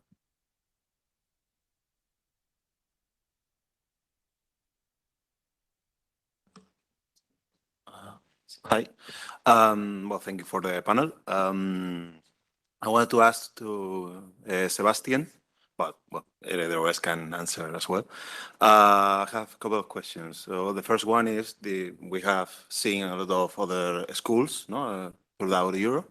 So if there is some collaboration, communication among all these schools, or if it would be interesting, because together we're stronger. And the second question is, like, now we have the GI system in force, and we have like 60 applications, something, now from France, Portugal, Spain, so on.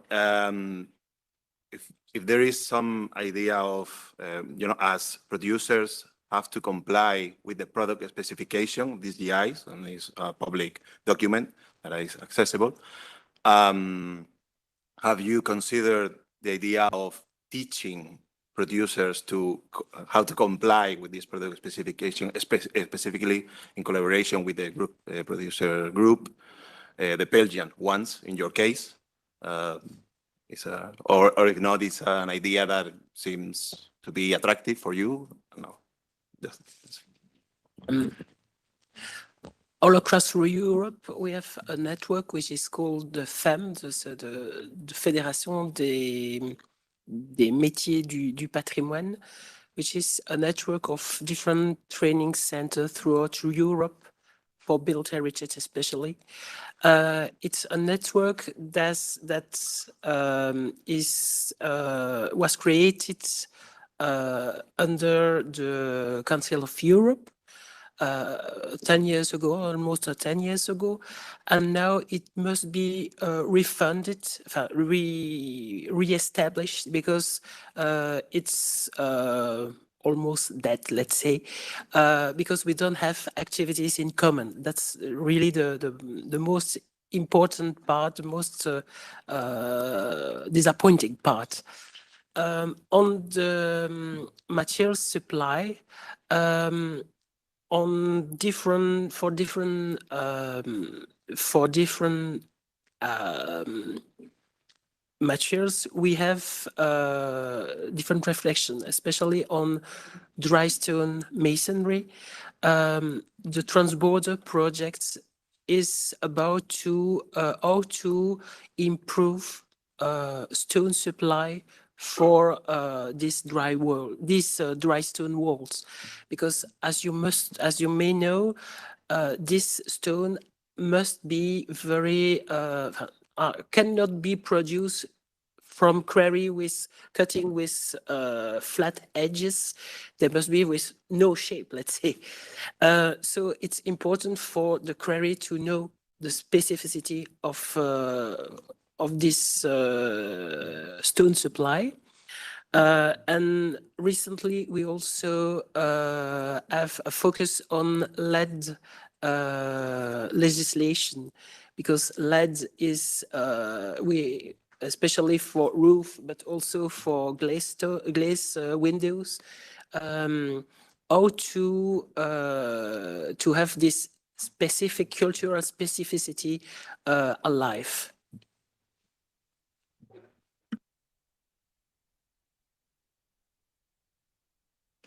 Any question in the room?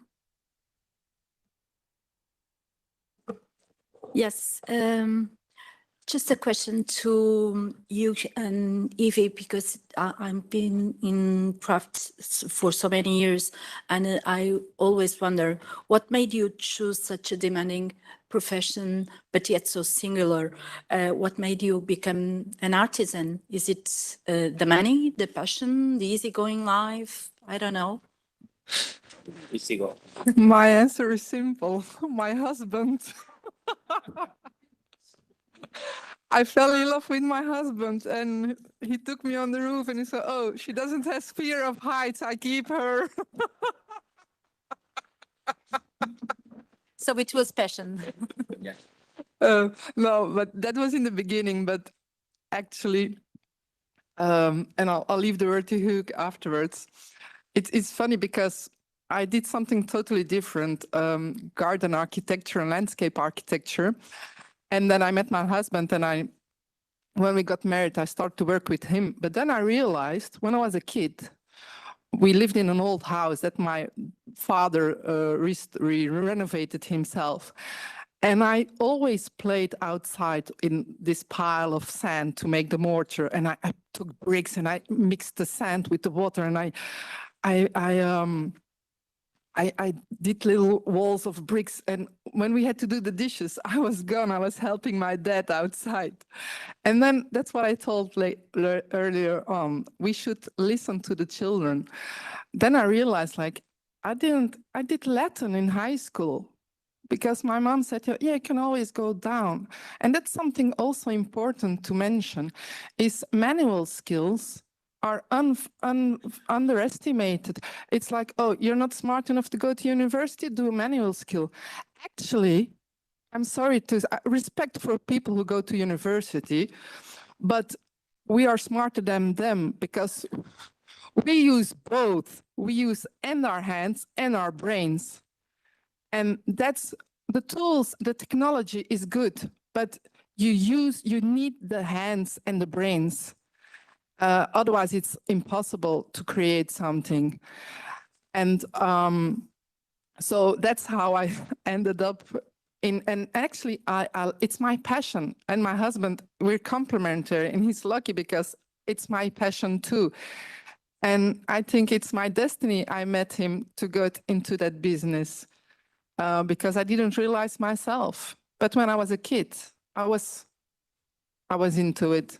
And then school took it out of me. And then I got back into it because of my husband. So luckily, I'm happy every day. Thank you.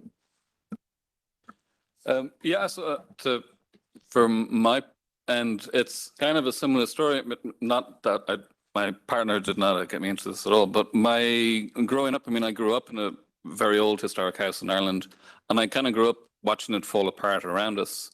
And didn't ever have any kind of push towards these manual skills. It was very much a push towards academia. At the school I went to, this is maybe 25 years ago, the school I went to, woodworking wasn't even an option. It was maybe a kind of a hobby if the people who needed to be kept out of trouble would be put in that room, and that was kind of it. So yeah, I did try and go to university, and that never worked out for me, and I never found what was it that I was looking for. The careers that I kind of fell into earlier, it was always about, at the time, creating some kind of shared experience. And now I've kind of like what I spoke about earlier, it's discovering what it is that we want to build and what we want to have as an experience in our life. So ephemeral experiences or permanent objects. And it's about kind of creating emotional connections that I never found when studying history or studying whatever it might have been. There's a moment where somebody holds something that's been made by a person, maybe a person that they met, maybe a person that they know, or it's made out of something that they have a connection or familiarity to. And I've experienced that on one end as a receiver, and to start to experience it as the person creating that is very powerful. It's maybe not always powerful enough to sustain a month of 8-hour weeks, of 8-day weeks, or however we want to see it. But that's what we kind of are looking for. And then to be able to build and create a structure around that that allows us to actually do it is an enormous challenge, but it's the idea. We'll take one last question. I'm sorry, you want to? We have one online question. Okay, we have two, but we are out of time. Regina, we take the online question and then we'll take yes. Thank you. So thank you. This question is more for Alfonso.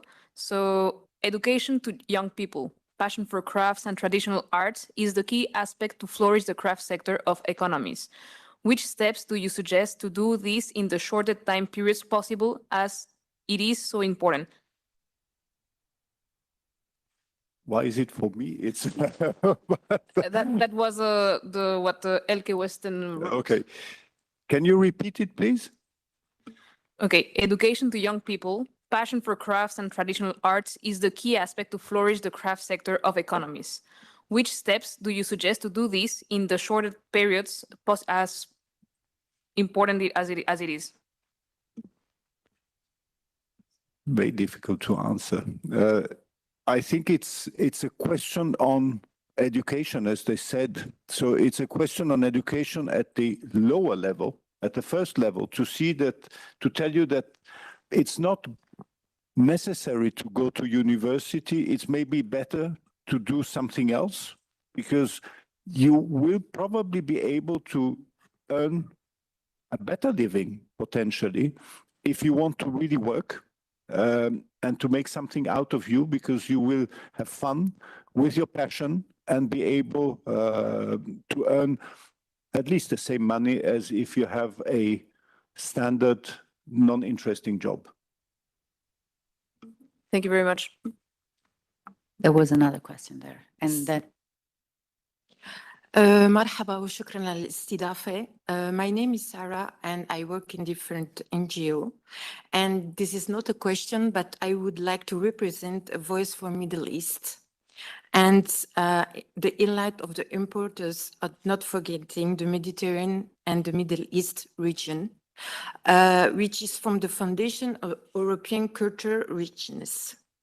So investing in these regions means preserving European and global heritage. And we know that Europe is the only actor with necessary expertise. And today we are at a strategic and political turn point with Syria. It's reclaiming its role and its deeds for millennia as a central hub along the Silk Road.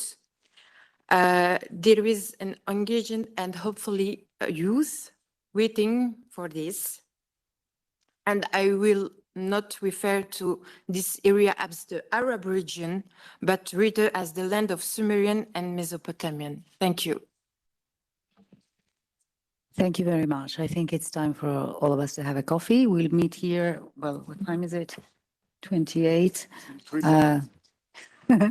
Can we say at 10 to 12? So we go with the second panel, 10 to 12. Thank you very much.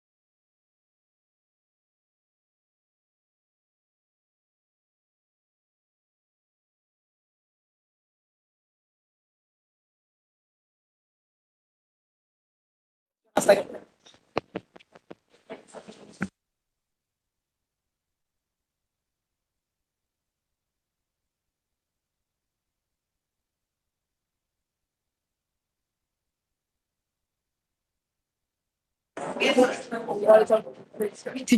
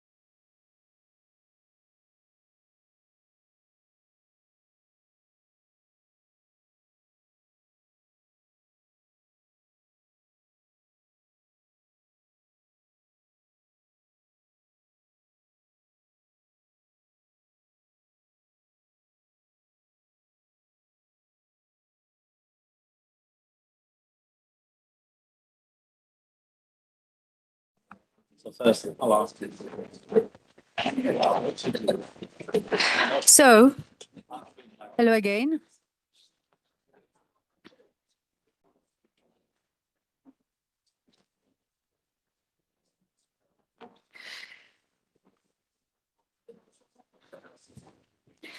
So we will now go with the second panel of this conference. And this panel aims to highlight the impact of crafts, as we discussed before. We spoke about the interconnection of crafts with other sectors. And here we are going to speak about the impact of crafts. It is very important, especially here, because we are addressing policymakers, to realize that the crafts are impacting the whole European ecosystem. So we spoke about interconnection, and now we spoke about impact. The impact is addressing intangible heritage, is addressing social cohesion. We already mentioned this, sense of belonging. And this is how we built this panel. You will see it's very interesting. And I give the floor to Fabrizio Panosso from the University Ca' Foscari in Venice and a partner in the Hephaestus project. The floor is yours, Fabrizio. Thank you. Thank you, Madina.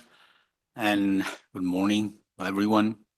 Thank you for being here still, listening to some of the results of our discussion. As Madina anticipated, I've been involved in the CRAFTOUR discussion, and it has been a pleasure, if I may, thank the European Commission and Madina for chairing this committee. It has been a pleasure to have the opportunity to discuss with the other projects financed by the European Commission, the other Horizon projects, and discover how rich the production of knowledge on craft has been in the last 3 years across 4 projects. craft has not been an object of research until 3 or 4 years ago. These are the first projects that have been supported with craft as a research object. So it has been very important for us in the academic world to have the chance to treat craft as something that can be debated in academia, something that can be discussed upon and published. So thank you again. And here today, I have 4 voices to sing together, hopefully, around 2 topics that have emerged in the discussion about CRAFTOUR. 2 topics that are, as the others that were discussed earlier today, significant in the understanding of craft and in thinking about the future of craft in Europe.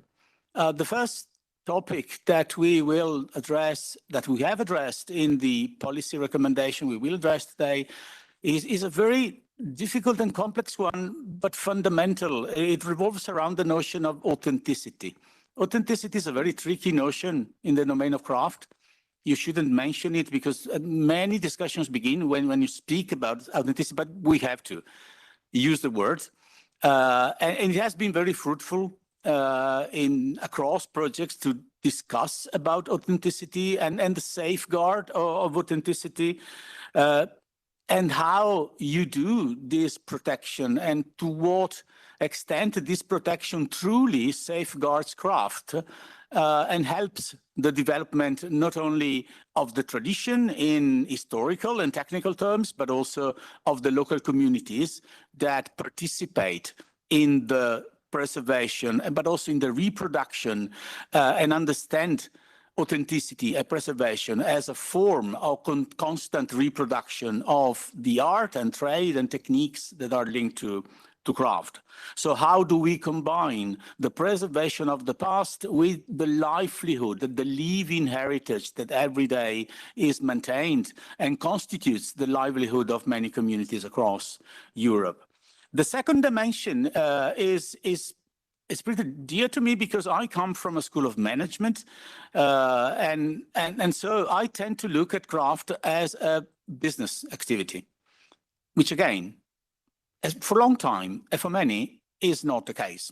We realize that most find it hard to look at craft as a system of businesses, but craft is a system of businesses. It has been historically across Europe, in certain countries more than others. In my country, Italy, it is obviously a network of businesses. In other countries, not so obviously. And these differences in the understanding of craft as an economic phenomenon has, again, be very interesting to as a generator of discussion among us academic, but also between us academic and the practitioners and the craft makers. So these are the 2 discussions that we want to bring forward with the panel today. I've proposed the panelists to have 2 rounds of questions or more answers. So we will try first to start with the issue of authenticity. And I've asked the panelists to offer compact, focused answers to my prompts in order to have the opportunity to discuss the second later. Of course, the two dimensions are connected. As all the connections, we had to do a rather artificial distinction in CRAFTOUR, splitting in 4 or 5 the issues or the pillars that we have identified. They are all intertwined. But for the sake of understanding and for the sake also of policy advice, we decided, for instance, to separate, in this case, authenticity and economics. In a way, if you wish, you can look at these issues from the regulatory point of view. Both the issue of authenticity and the issue of business and economics, they call for or they involve some form of regulation. We've heard before, we've encountered that in our research. Regulation is central in craft. How do you regulate? Which are the instruments of regulation? Which are the actors of regulation? Which are the networks of regulation? In this case, we might say we are tackling the regulation of the symbolic authenticity and the regulation of the economic businesses. So from that angle, you can, in a way, bring together also what we have presented as separate. So without further ado, I will briefly present the panelists that are here with me today. On my right, Lodovico Follin Calabi, very Venetian name, and in fact, you are Venetian, but technically from UNESCO. He is a UNESCO representative to the European Union, heading the Brussels liaison offices of UNESCO. His work within UNESCO has spanned intangible cultural heritage, historical cities, and cultural-led development, including in post-crisis and recovery contexts. He brings a strong focus on the safeguarding as a living community-based process and on the role of crafts in connecting heritage, identity, and cultural continuity within broader development frameworks. Xavier Long is the Deputy General Manager of the Institut pour le Savoir-faire Français, an organization dedicated to promoting and sustaining exceptional craftsmanship and the high-end manufacturing. He oversees strategic partnerships, advocacy initiatives, and economic intelligence activities with a strong focus on European engagement and international cooperation. He brings a forward-looking perspective on the strategies, visibility and competitiveness and future relevance of savoir-faire within evolving economic and value chains. Audrey Aubard is an independent consultant specialized in geographical indications, territorial branding, quality schemes, certification tools, and producers organizations. She serves as the Secretary General of the FFIJIA, and you will tell us what it is later. Oh, you can pronounce it. FIJIA. It's a FIJIA. And as an auditor for the French Committee for Accreditation, with expertise in legal frameworks relating to intellectual property, food law, crafts, and labeling. She focuses on how safeguard objectives and economic development are translated into concrete workable instruments for SMEs and micro businesses. And finally, Callum Ian McIver is Chief Executive of the Harris Tweed Authority, the statutory body established by an Act of Parliament to protect and certify Harris Tweed cloth. With extensive experience in local government and regional development in the outer Hebrides, and responsibility to oversee a territorially anchored craft system in a global market context. He brings a distinctive perspective on authenticity as a governed practice and on the economic organization of craft-based systems in remote and rural areas. So we have, as you might have heard from the biographies, although they are, of course, short, we have different institutions and different perspectives on the two topics. And as we will see on the way of approaching the two topics and in the way of regulating also the two topics and the two issues, the legal, the institutional, the economic, the professional way of bringing together the discourse of authenticity and the discourse of economic development. I would like to start with Lodovico, if I may. I was intrigued in searching a bit of intelligence on your work about your activity across context craft and the way in which you've encountered it in craft as a kind of bridge between tangible heritage, memory, and everyday life. And it would be interesting, I think, for the discussion to have your view on how does UNESCO understand the social function of craft in sustaining belonging and continuity beyond their economic and touristic value? Thank you very much, Fabrizio, and thank you to Made in Europe and to Madina and to the MEP Cynthia and Mhurchú for gathering us today. So I probably give a little bit of a background to answer your question on the Intangible Heritage Convention by UNESCO. It's the so-called 2003 convention, which, as you may know, offers a powerful framework to understand crafts, not only as economic activities or aesthetic products, but as living expressions of cultural heritage. This is how I'm quoting from the convention. Expressions that are embedded in communities, in territories, and in systems of knowledge. So they're really protected in the convention as such.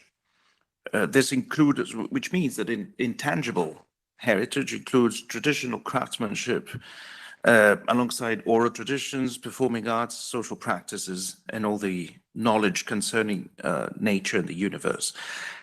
What makes, I think, this perspective particularly interesting is the emphasis on it being living heritage, which means it is recreated continuously by communities in response to their environment, to their history, and to social conditions. And I believe that traditional craftsmanship is perhaps the most tangible manifestation of the intangible cultural heritage.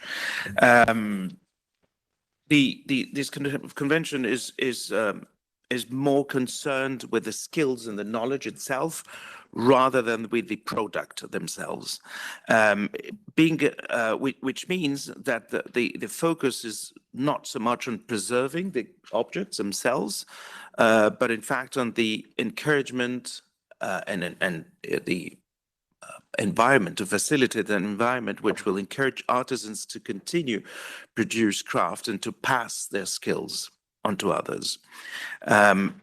In this sense, it is indeed a bridge between the tangible and intangible. It embodies this unique relationship between objects and the knowledge that is behind these objects.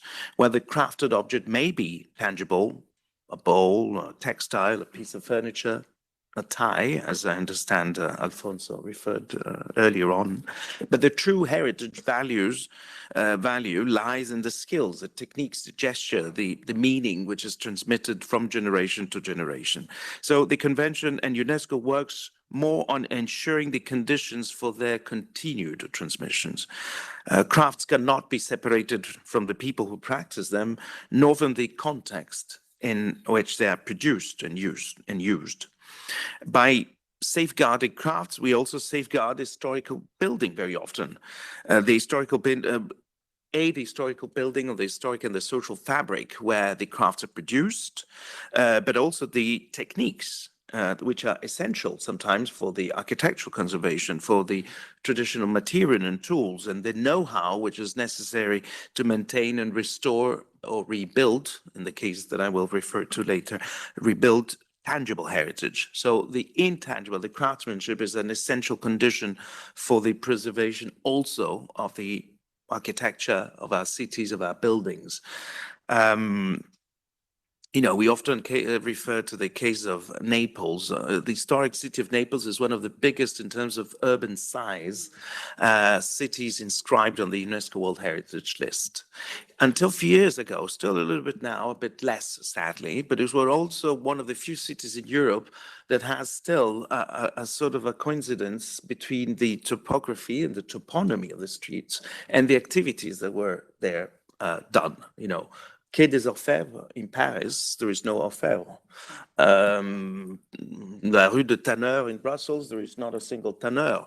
But in Naples, Via degli Orefici until some time ago, but still now, there's still some Orefici. So crafts can play a foundational role in heritage ecosystems and ensuring the continuity between the past, the present, and the future. You were mentioning, Fabrizio, to the importance to study until the academic and the academia role in gathering data and monitoring this data. I'm very pleased to say that in Belgium, there are two important centers. One is the important role that I think it was referred to, I understand earlier on this morning, by l'Agence Wallonne du Patrimoine, but we're also very happy that very soon there is a new research and training institute, which has a regional vocation established here in Brussels, thanks to the Flemish government and to the Flemish Commission for UNESCO, and we have here a representative there, a new institution called FLAME, which has in its ecosystem, in its terms of reference, the gathering information, data training at the regional level on living heritage. You also mentioned the the question about the roots, how rooted it is in territories, how the importance it is this emergence from local resources, landscape and climates and social histories, whether it is glassmaking, weaving, woodcraft, metalwork or stone carving. From our perspective, this anchorage is essential. The 2003 convention from UNESCO highlights that intangible cultural heritage provides communities with a sense of identity, with a sense of belonging, with a sense of continuity, which is also essential to foster respect for cultural diversity and creativity. We know that in Europe, crafts often serve as markers of local identity. This is something which Madina and I discuss very often, to reinforce regional distinctiveness, which reinforce intergenerational dialogue. We have a commissioner whose title is Intergenerational Fairness. This is the novelty of the commission, and which reinforce social cohesion. So this importance of reaffirming belonging, pride, and cultural expression, I think, is essential. Thank you. Thank you. Thank you very much, Ludovica, for managing to bring the focus on a couple of issues that we've encountered also in our research and will be visible also in our policy advice. First one is the tension quotation mark, between the object and the social. We've encountered this across countries and sectors. When we want to preserve, when we celebrate authenticity, or when we do research, what are we looking at primarily? Do we look at the objects, or do we look at the people who do the objects, at the territory in which the objects have been conceived and preserved over the centuries? Which is the primary object of interest? The primary, because sooner or later you will end up also discussing about the social starting from the object, or discussing the object starting from the social. But the primary angle of entrance into the discussion is, I think, pretty significant. The second one is the issue of visibility. We've encountered that earlier today. Crafts are much less visible than the other industrial sector or economic sectors in general. So creating visibility through research, through initiatives of safeguard, valorization, study at the regional level is a very important element to bridge the gap between this sector and others. And a very interesting case of how these practices of preservation can be done is represented by Callum from Harris Tweed.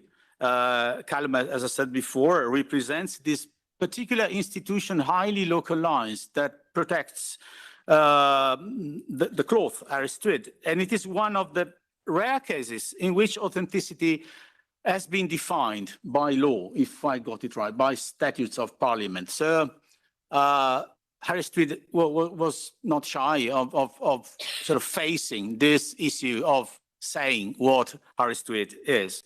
So my question would be very straightforward. Was it necessary? Do you really need a legal form, or did you consider other forms less formal of protecting and preserving? Yes, I definitely think it was necessary. Before I go into more detail on that, I'll give a wee bit of context about what Harris Tweed is and how we go about that business. So Harris Tweed can only be woven in the Outer Hebrides of Scotland. So the Outer Hebrides sit at the very north and west of the coast of Scotland. Small community, 12 or so islands, population of about 26,000. Tweed cloth has been woven in the islands from time immemorial. In the middle of the 19th century, it began to become a bit of a product, however. It began to get exported to mainland UK, to London in particularly, and to the landed gentry who took to it because when they're out on the hill, it is a warm, warm cloth. The industry developed more and more, leading in 1909 to the establishment of the Harris Tweed Association. because there was so much cloth being woven, it was felt it needed to be managed in a certain way. At that time, the association trademarked the name and a range of branding around it. And the Harris Tweed Orb is one of the UK's longest extant trademarks. In fact, it's one of the world's longest extant trademarks. The industry kept growing, exports were growing, which led to people on the mainland and in other places looking to take advantage of the name, which was beginning to gain market currency. There was ways the association, using trademark and using legal protections, tried to stop some of that unauthorized activity on the mainland, but the protections weren't strong enough. That led to, in the 1970s and the 1980s, a member of parliament, the association, other local bodies such as the local council, thinking what additional safeguards were required. They were able to persuade the UK Parliament that an Act of Parliament was required. So the Harris Tweed Act of 1993 came into being. That Act in 1993 did a range of things. It defined exactly what Harris Tweed is. So Harris Tweed is a cloth that has to be produced from 100% pure new wool. It has to be woven in the Outer Hebrides by weavers at their own homes, and it has to be fully finished in the Outer Hebrides.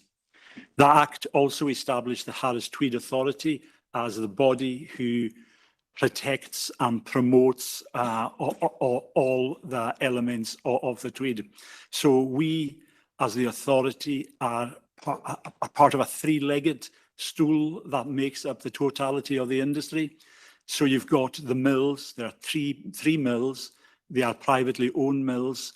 And within these mills, there are a range of different crafts, from the designers, from the dyers, the spinners, the carders. So even within the mill, there is a range of very particular crafts and skills. And then we have about 170 weavers who are based at their own homes who do the actual weaving. And then the cloth that they weave goes back into the mill to be finished. We then, when it's finished in the mills, the Harris Tweed Authority sends out inspectors. We look at the cloth, and if we think the cloth meets the regulation, we will stamp that, and that then becomes authentic Harris Tweed. It can only be Harris Tweed when it has been inspected and stamped by the authority. Any other cloth that leaves a mill that's unstamped is not Harris Tweed. It's another form of tweed. They can call it whatever they want, but they cannot call it Harris Tweed. So we've got a range of powers that allow us to protect the industry. It's got a total legal underpinning around everything we do. As you said, the definitions and the protections are defined in law, all enforceable by law. There's a range of brand guidelines of how people can use it. There's a range of trademarks. We have independent legal counsel, so we will go out into the market and regulate anyone who is misusing the Harris Tweed brand in any way. In the UK and Europe, that is reasonably straightforward. Most people will infringe by accident, or they're not infringing out of badness. So usually a letter from the authority telling them how to get back into compliance will usually suffice. The Far East is a bit more challenging for us because there's a lot of activity going on there. So we are active in the Far East all the time. We've got agents in China, Korea, Japan, and various other localities who look after us.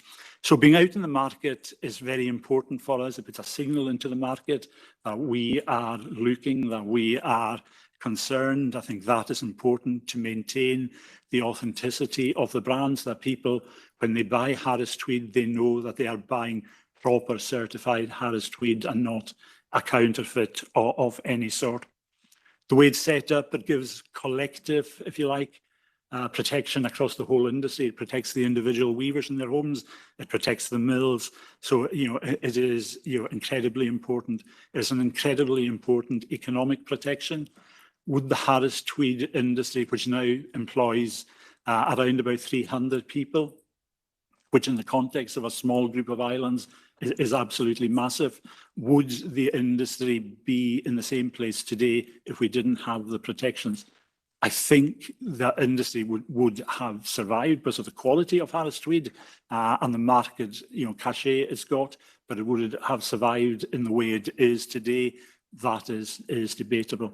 So it is a hugely important economic protection, but it also has a very important cultural and heritage. The vast majority of the weavers and the vast majority of mill workers will be Gaelic speakers. They are in the most remote parts of the Outer Hebrides. So it cements people into their own community. It supports the language and it supports the heritage. So in that sense, the type of protection we've got has been absolutely a critical economic, cultural and social driver for us. Thank you very much, Callum. Does it take a lot of policing to achieve this? Yes and no. Like I was saying, UK and Europe are fairly easy to police and easy to work with. When the Act, we're talking to government at the moment about tweaking the Act. When the Act came in 1993, who had heard of the internet and online selling platforms? So if you go on to eBay, Amazon, Etsy, any of these platforms, you will see Harris Tweed, Harris Tweed wallpaper, Harris Tweed this, Harris Tweed that. It's not Harris Tweed, but most of these, with a letter, will come into compliance. So we have to put effort, I think, in just bringing everybody into compliance, because if people begin to think that the cloth they are buying isn't authentic Harris Tweed, then it's a free-for-all. It's an open market, and anyone can use our branding. So we're very jealous and very protective of the branding, and we literally go after anyone who misuses that branding in any way, including in China and the Far East. I'm intrigued. How do you go after them? Using trading standards, we have agents in China, Korea, and various other localities. So they work with us. We employ a company called Snapdragon, who scour the internet on a day-to-day basis to see the name Harris Tweed and how it's been used. So I get a report on my desk every Monday morning saying, across the world, this is everyone who is using Harris Tweed, has put Harris Tweed in a marketplace, and they will ask, are you authorising that to stay up, or do you want us to take it down? So we will send our agents out into the market to take it down. Not only do we look for Harris Tweed, but we will try to take down anything that even begins to resemble Harris Tweed. So people will do things like Harris with only one R, and people will do Harris Twill. Very entrepreneurial people, in a way, will try and use the trademark and the branding in all kinds of different ways. And in fact, I'll be speaking to our lawyers this afternoon in regard to an issue that's popped up in Morocco, where they've gone Moroccan Harris Tweed, using the orb, using the brand. So, that is a thing, although there is no market in Morocco, it is a thing that we will immediately try and bring into regulation. Thank you. Thank you very much. Audrey, I'd love to continue the conversation on the technicalities of protecting, because you are a legal expert and in particular of this instrument, this tool, which are geographical indications. And I would like you to introduce to us what they are, how they function, and your role in it. But also my question would be concerned with the distinction between micro producers, micro firms, or micro craft makers and larger institutions on the use of these geographical indications. Aren't they a bit too bureaucratic and complex for a small entity, or are they good for all types of producers? Thank you, Fabrizio.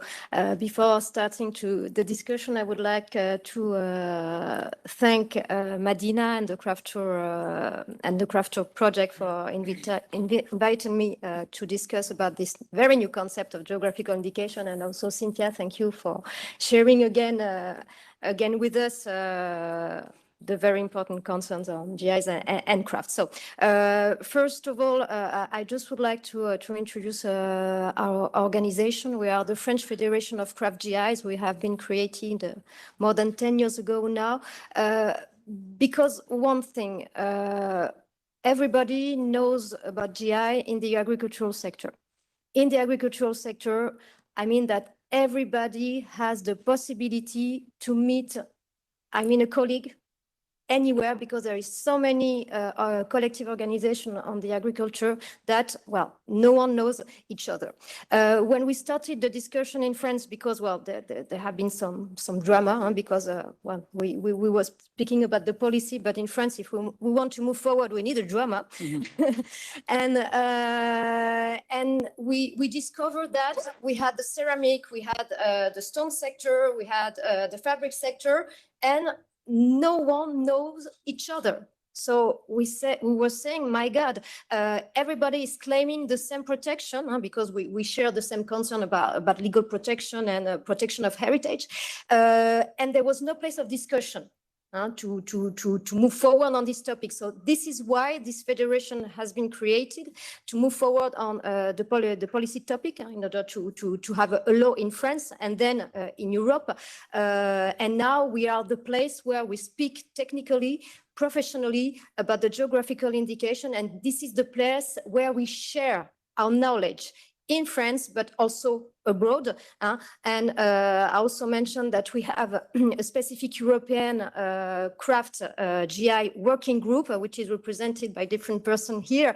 And this is very important. We share about this topic because it's not so easy to understand in the craft ecosystem. So this is the parenthesis. So coming back to the question. So since last year, officially in Europe, we have a new regulation that has created a new European scheme for crafts, which is the geographical indication. Very briefly, geographical indication is firstly an intellectual property tool, but also, a quality scheme that enables to protect specific products that have a specific link with a geographical area.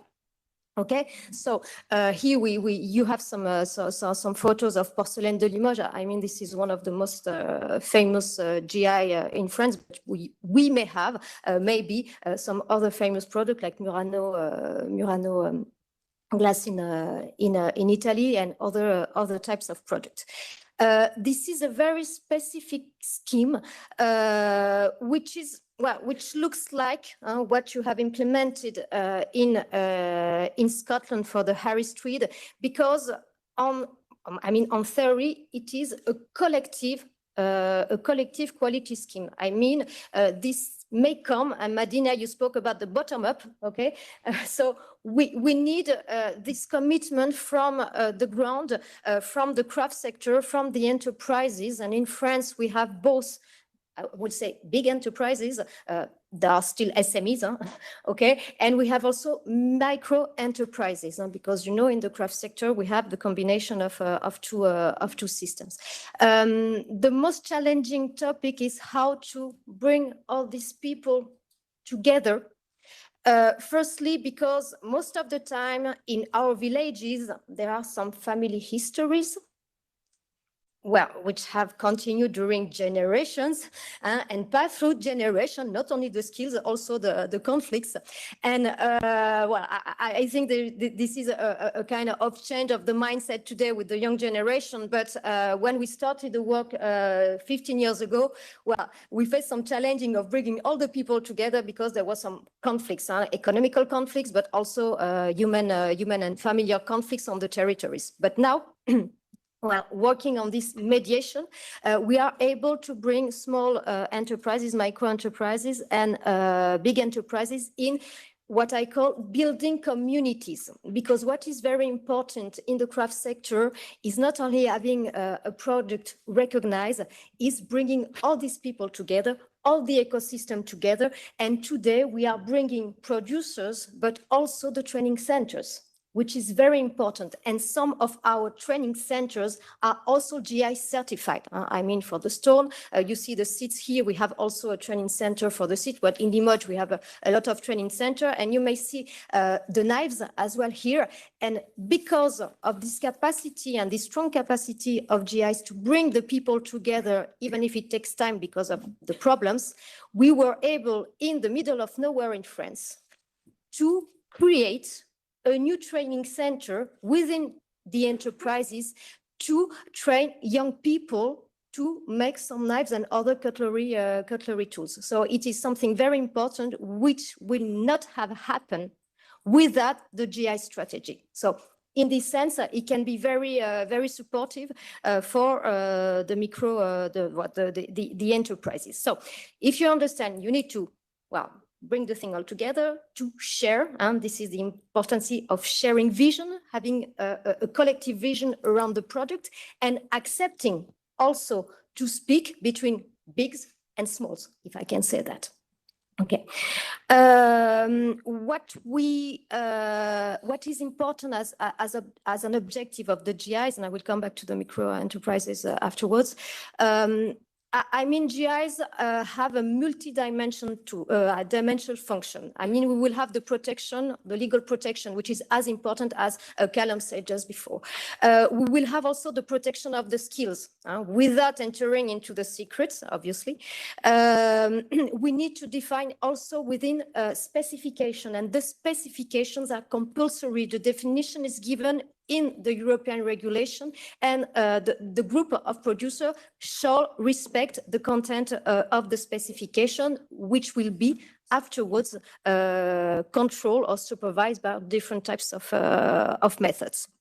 And this is important because it will bring fair competition among the producers themselves, and which is very important because most of the time when we arrive in some regions, we find that we have a lot of enterprises, big and micro enterprises, but well, sometimes there are some, well, different interpretation, I would say, about the method of production, about the raw materials, etc., etc. And this bring kind of conflicts also in the territory. And this is one of the possibility for the GI is to solve, I will not say 100% of the problem, but some of the problem in this area. So this is very important. So coming back what you said about the micro enterprises, it is sometimes harder to bring them in this kind of strategy than the biggest enterprises. But most of the time, even if it takes time, they come.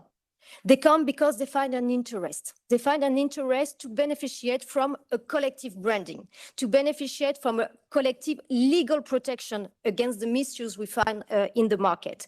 I mean that in France, it has been possible as well because we had help from the regions in France that supported the micro enterprises and the GI sector to move forward on this new scheme and to get better protection and to get better communication. I will also underscore the importance of the municipalities, and this is not the French experience, it's more the Portuguese experience, which the municipality, which are, involved at very high level for the GI, and they are supporting also a lot small producers to move forward on the GI scheme. And thanks to this involvement, I think that the micro enterprises in Portugal are very committed to the GI sector. And concerning the bureaucracy, well, I will recommend our institutions that are present here in the attendance that, well, please avoid too many bureaucracy because it will kill us. I mean that we already spoke about the workers this morning, but I mean that it could be the same if we think about too complex approach. I mean, the GI most of the time is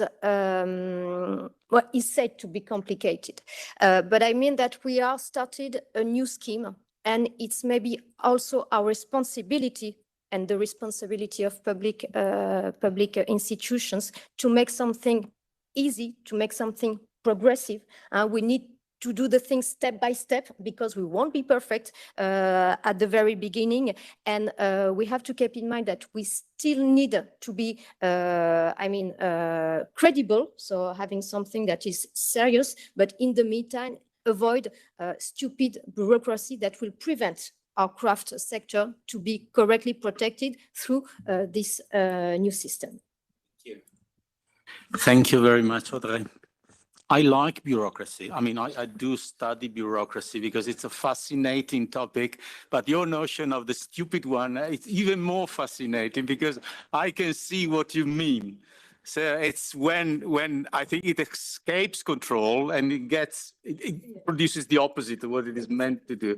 And we can clearly see that beginning in craft, unfortunately, this idea that you protect craft by placing it in a cage of bureaucracy. So that's fine because it's within regulations, which is of course not the case, but it is a challenge, and it is a challenge for regulators at all levels. And that's another important point that you raise. Regulation and policies are not done at one level only. They're done here, but then at the national level, at the regional level, and why not at the municipal level? And what you say, they are particularly effective, those down there at the municipal level, because this is where the creation between regulation and the craft makers is closer, because they've elected maybe that mayor or that managing body. Thank you. Thank you very much, Audrey. Xavier, an institute devoted to savoir-faire. Why? Thank you. Thank you for this question. It's a tricky one. I will briefly present Institut des Savoir-Faire Français, which was formerly named Institut National des Métiers d'Art. Métiers d'Art is a very specific French concept that we struggle to translate in English, but maybe we can say fine crafts or artistic crafts. So we are NGO, we are an association, and our missions, our core missions are three.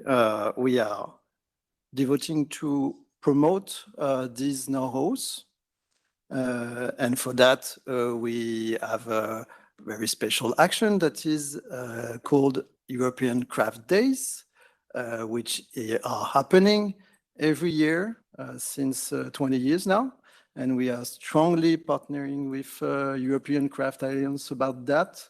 So get ready, it will be on the next April, so please note on your agenda, everywhere in Europe. We also have the strong conviction that if our main goal is to make this know-how last in time. And for that, we are 100% convinced that if we want this know-how to last, we have to make the businesses that make their living with these know-hows to develop, not only to maintain, but also to develop, to find markets, to find new way to do it, and to find better way to do it, and to employ people and things like that. So one of our mission is also to advocate for that towards public and private decision makers. And for that, we had a lot of discussions for years and years, and we saw that for some decision makers, not all, but for some decision makers, we were not seeing seriously if we will not being relying our message on very valuable and objective data. So one of our mission now for the last years is to carry out surveys with a strong technical partnership, market research agencies, and gather all the stakeholders in France that can be public or private, ministries or foundations or as professional associations and gather all them around a strong methodology to have strong data in order to discuss policy, discuss the issues on the basis of strong and valuable data and sticking the most to the reality.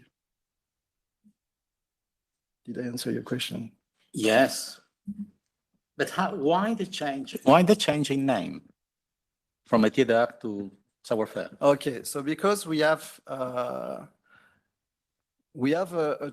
something to do with the things that, and obviously it's a part of the result of what the survey we conducted. The term of métier d'art is very specific and is not understood by the public. Okay. So we needed to have a slight change on this name, and also because we, as Audrey said, in our spanning, we are dealing with small businesses. We have also a lot of medium businesses, independent workers, but also high-end manufacturers that don't all have métier d'art as it's strictly defined in the law in France. So in order to spread a little bit and to enlarge a little bit what we are talking about, because all these businesses share the same issues, promoting issues, transmitting know-how, specific business models, we have to. So the notion is larger than métier d'art. Yeah. Okay. And is it heritage? When you sort of protect this idea of savoir-faire, is it more heritage that you kind of define, or is it more an economic driver? Obviously both. That was the answer was in the question. Maybe some quick points about what we, because I was asked to bring a lot of data today, so I will. Oh, yeah. I got a lot of figures, but just to explain, so we carried out two main surveys this last 2 years. First one is named Les Éclaireurs. The aim was to quantify the economical weight of these know-hows in the economy, French economy. So we interviewed almost 8,000 companies in France with a two-stage quantitative methodology. And then we have, on the other hand, another survey that was very important too, that we ran last year, that is called Perceptio, that was aiming at getting some insights about how the French people get know-hows. So, and for this survey, we ran both qualitative and quantitative surveys, so because we had a lot of questions, especially when it came to semantic. And on the quantitative survey, we interviewed at least 5,000 people aged from 14 years old and more. To go back to your question, what we found was not a surprise, but in the second survey, obviously, it was confirming that we all acknowledge that these know-hows are part of the culture and their heritage, because we have 95% of the French people from 40 years old and more that thinks that these know-hows are part of their cultural heritage. So that's the first thing. But I think that if you're looking at it just like this, you miss the half of the picture, okay? Because what we also found in the other surveys and we were quite surprised with this results, that we have in France more than 234,000 companies, small independent workers, medium-sized companies that are working, that are dealing with know-hows, that represent more than 500,000 workers. And the cumulative turnover in 22 was more than 68 billion. We tried to compare this thing, and it was more in 22 than pharmaceutical industry. So it's a huge thing. I'm not saying that everything is great, but it's a huge economic thing. And what is interesting also is that it's not only huge, it's also economically performant and competitive, because we also found out that the value-added rate, the average value-added rate of these companies were more than 34%, which was more than the national average, that is only 28%. On the other side, we have also found out that almost 10% on average, they make only almost 10% on EBITDA, which is also more than, for example, construction industry or other craft sector. So there's this thing on this side. And on the other side, when you're asking people in France, they have this perception gap that they are 97% positive about the image they have of these know-hows, of these companies, but they don't really know it, especially because they don't really know what economy are behind this. And they are only saying that at 35%, they are knowing this profession well. So we have here a very a very big issue to explain not only that it's obviously a cultural heritage, and that is very important for all the reasons we have said here and before, but it's also economy, and you can also find your job in this, and you can also make a living with this. Last figure I will share about youth people. 44% of the 16 to 7 years old say these professions are well recognized in the society. So we have an issue here on not only on the image is very good, but what is inside is less known. Okay, tricky to understand how to solve this paradox. Let's go with the second round, which will have to be faster because we're running a bit late. And we tackle the broad issue of the economy linked to craft. One thing I would like you, Lodovica, to react to is the fact that UNESCO very often associates culture, creativity, and education to social and economic development of a place. It's not separated from that.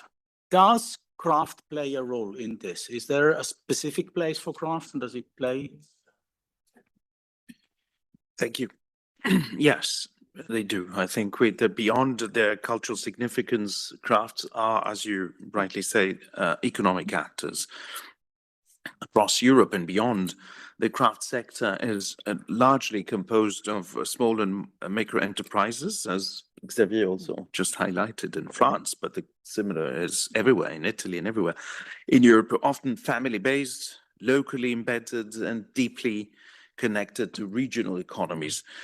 And in larger view, it's important to, as an important topic, to create connections for the economic development also of the indigenous peoples, particularly beyond Europe. From our perspective, economic viability, it's not opposed to safeguarding. Very oftentimes there is a portrait that the conservation world regards the development as the enemy at the gate, and the other way, the developers look at the conservationists as old people that block everything. On the contrary, we believe that it is a condition for durability of investments. Craftspeople must be able to earn a dignified living in order to continue transmitting their skills. Some of you may know the Commissioner for Culture and Intergenerational Fairness, when he presented the Culture Compass of the EU in November last, the underlining slogan was work that culture must pay the rent. So craft-based small and medium enterprises contribute, as we know, to diversified local economies, to resilience, particularly in time of economic shocks and periods of crisis, as we saw during COVID, and innovation, which is deeply rooted in tradition. But they also play a role in creative industries, cultural tourism, cultural heritage-related value chains. We know that, as an average, the culture-related chain accounts for almost 4% of GDP, which increases even dramatically if we count even cultural tourism in these data. So when supported by appropriate policies, by training, by market access, by intellectual property protection, by recognition among other actors, which, by the way, is also mentioned, as I understand, in the CRAFTOUR recommendations, craft enterprises and related small businesses can thrive without losing their cultural integrity. So maybe this is not I think it needs to be underlined that this is not automatic. This is not an automatically renewable resource for economic development. Economic activities do not always necessarily lead to positive outcomes for heritage safeguarding, nor do they guarantee equitable benefits for the communities involved, which is important there to work on this. And I think that the legal measures, such as those that Cullum also referred to, the intellectual property protections, the patent or copyright registrations can help communities to benefit from the traditional crafts.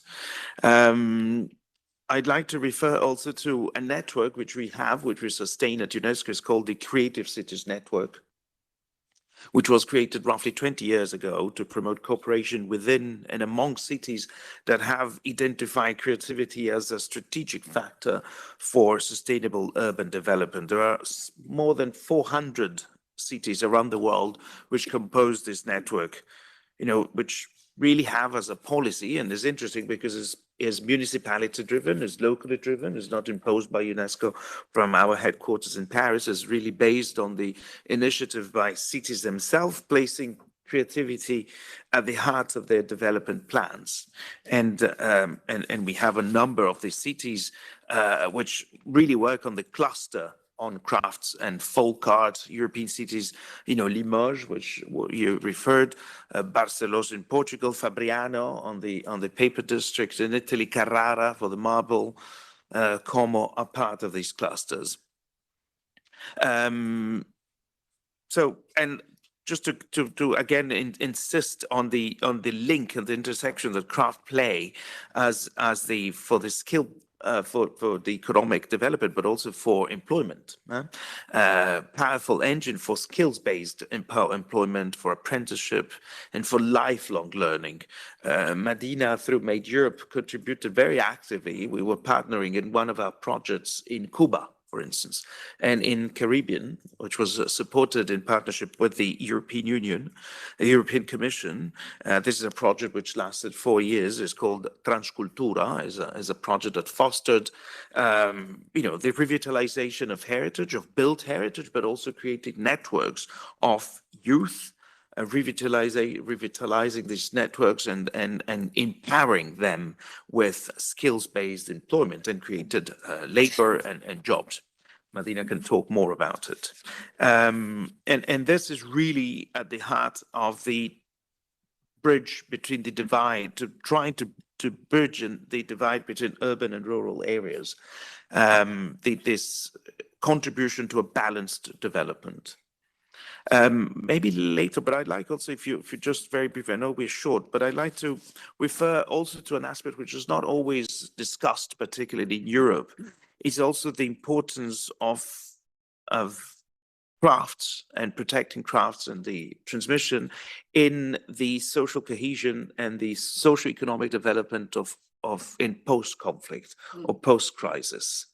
Just allow me to give two simple but very tangible examples of where we worked in partnership with the EU in 2 countries which one is transitioning from crisis to development, is Iraq, and the other one is Palestine. In Iraq, both are very dear to my heart because just before joining here Brussels, I was the chief of our crisis team in our headquarters, and before I was posted in Palestine for many years. And in Iraq, for instance, when we rebuilt the old city of Mosul, which some of you may recall was completely destroyed, like Dresden after Second World War by the liberation campaign from Daesh. What we did is to rebuild heritage, naturally, but we rebuilt the socio-economic fabric of the city. And through that, we invested a lot in training crafts that were lost in Iraq. So to be durable, this reconstruction should be led by local people, which was the case, but we also had to train them. With traditions of, for instance, the use of the traditional brick and the masonry or the alabaster, which were completely lost because in Iraq, there was no investment on this transmission of knowledge for years and years, for decades, actually. And for instance, when we always speak about building back better, that was the case because we did so in reconnecting an entire generation that had lost their own knowledge by transmitting and through what we call vocational training. We created 7,700 jobs in the métier du patrimoine. So we gave back an entire community those métiers du patrimoine that they had lost themselves. And another example is Palestine, where we have now a new project with the European Union to preserve endangered traditional crafts with the aim to enhance the employability of the creative sector in Palestine, which, as you may know, is in dire need of such social and economic development. Thank you. Thank you. Thank you very much, Ludovica. Again, I please ask you to be quick, so I'll ask quick questions. Callum, I was interested in knowing whether in your islands, you ever thought of getting bigger, of scaling up? Absolutely. The tweed industry is a cyclical industry. It's at the mercy, if that's the terminology to use, of market demand.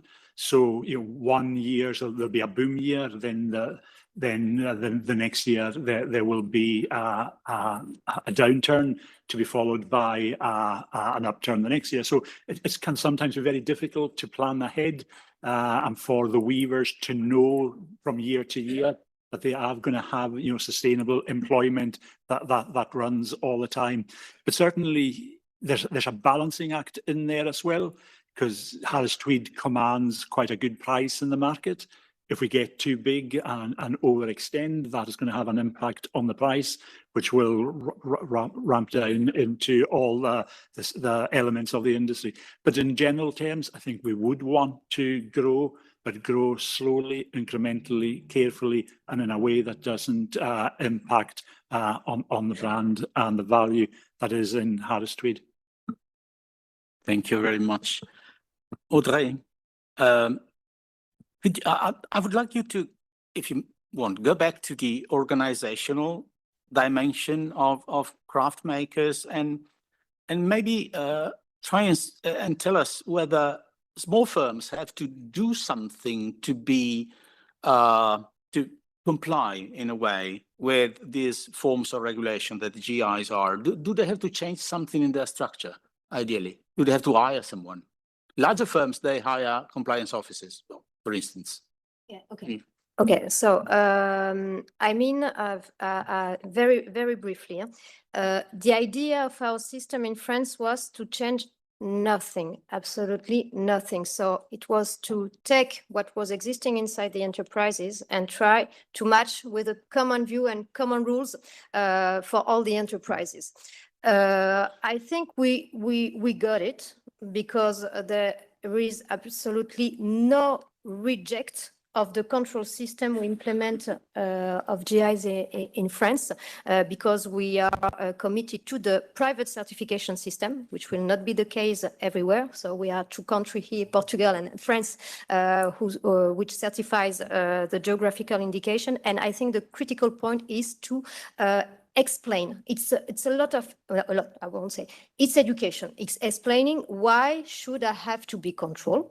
And it's not financial or tax control. The tax department will not go to check all the accountancy.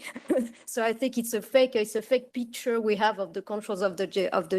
The GI is, how can I make traceability? How can I evidence to my consumer or my clients that I will not provide fake products? I mean, the product is made in Harry Street in Scotland, is made in Limoges. So what is requested is to have this kind of procedure. Sometimes it's 2 papers. Okay, we have to make in the enterprises. We also started to work on that with the Donegal tweet. And I think it's nothing complicated, it's just logical. So we need to be logical, rational, avoiding stupid economic and bureaucratic burdens, with the mindset of making business and trading and, well, developing our regional economies. Thank you. And to conclude, Xavier, I'd like you to think about the future and project craft in the coming years. Do you see craft as maybe today in the discussion popped up as a niche sector or luxury sector, or is savoir-faire meant to be something that spreads widely in society? And since you will say the second, how do you do that? How do you make savoir-faire something that is not a niche or just a luxury? Tricky one, but was not planned. I would say that obviously these know-hows are very diverse. So what we saw in the survey also is that in the French population, we have both images that know-hows are part of the cultural heritage. They are linked to built heritage, but they are also linked to luxury industry, because obviously we have a lot of luxury industry and luxury brands in France. But I would say that beyond that, the first point is to acknowledge and to be more precise about the business model of these companies, whatever their domains, whatever the sectors. They all share, whatever the size, they all share specific business models that are based on high technical mastery, recurring long learning, and transmission of historic know-how, strong territorial anchoring, long production cycles, and high quality durable goods. These things make these companies having a business model very specific, whatever it will be niche or luxury or not, because so we have to tackle and to support them in a very specific way, especially if you want to see a long-term thing. And for me, there's 3 main points to focus on. What the survey said, that we were a little bit disappointed with export figures in our survey in France, because only 14% of the turnover is made abroad by these companies. And we are really convinced that there's a real potential for them. And I think IG is also a tool, is a great tool to protect the know-hows, but also a tool to develop, especially when it comes to going abroad. We also have a real issue of transmitting know-hows, but also transferring the businesses. We have almost 4 head of companies or companies owners that are 4 of 10 company owners that are over 55 years old now. And only 20% of them have started a transfer process. with 63% of the companies do not use apprenticeship because there's administrative constraints that are very difficult for them to tackle, especially in the small businesses. And we have almost 40% of the companies that report that there is no diploma or certification for their know-how. So I think also that is a great issue about this. And I'm really thinking that tools like micro-credentials could be very interesting to work on in order to, to recognize better non-formal learning that is essential to all this know-how, because we will never have certification or diploma for all these different know-hows. Thank you, Xavier. Thank you all for helping us me to keep the time, and I leave the floor. I think there will be time for some question maybe later. Yeah. Sorry, will Fabrizio. Yes, of course, there will be time for questions, but because, let me change a little bit the agenda. I would like to invite Christine Van Goy to join us, because I know she has to leave, and so I promise that she will be out for 1:15. So it's time for her now. Oh, c'è già subito. Ci provato. Thank you very much.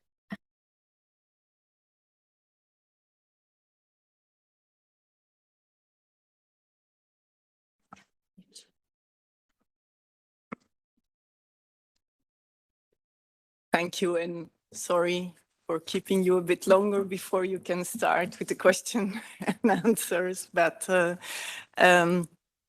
it's really my honor that I can share with you a few closing remarks.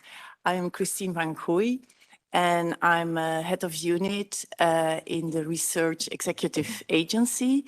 So the REA, as we call it, we are the body responsible for the implementation of a large part of Horizon Europe program.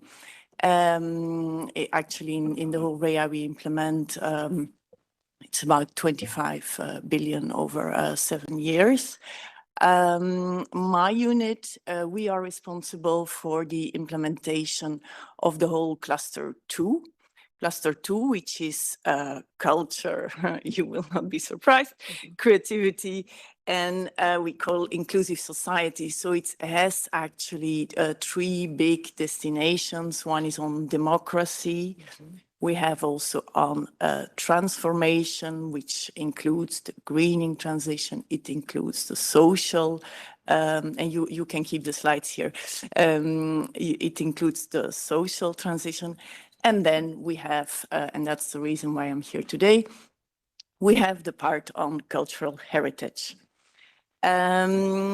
I would like to briefly explain you why your shared initiative, or mini cluster, as we sometimes call it,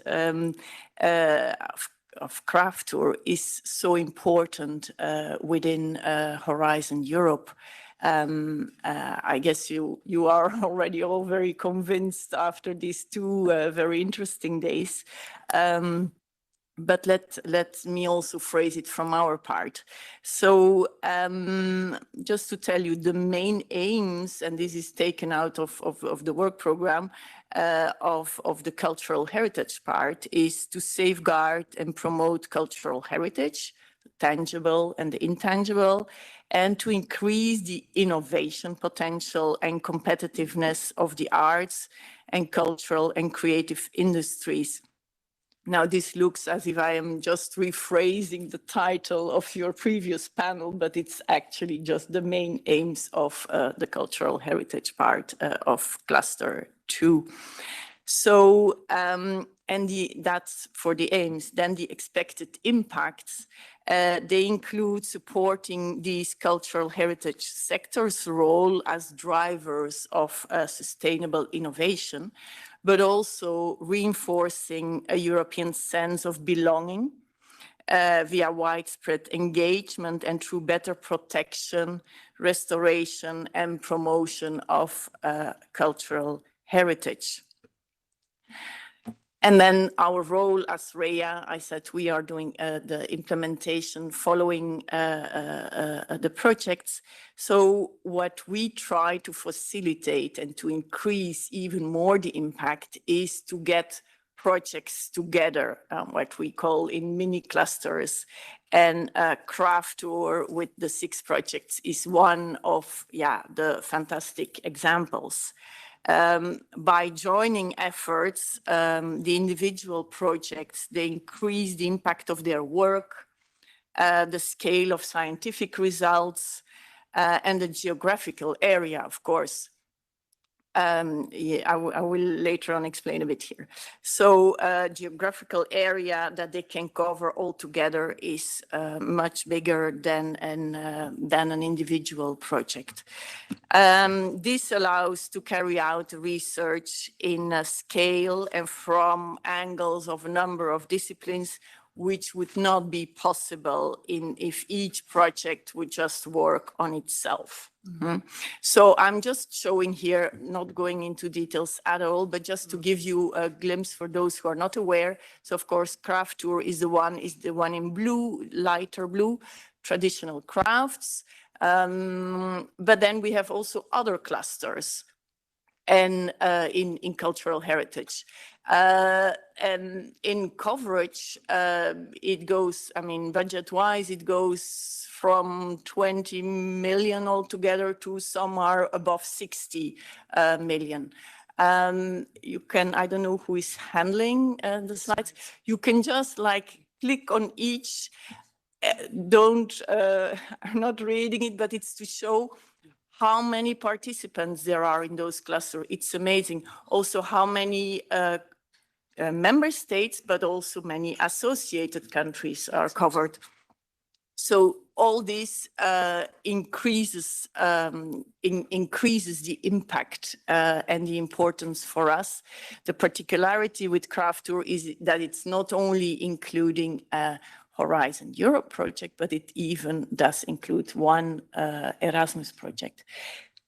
Do you want to say I would like to tell, just sorry to interrupt, but you know, we were contacted by many organizations who wanted to join CRAFTOUR, even from outside the projects. They say, oh, how can we join CRAFTOUR?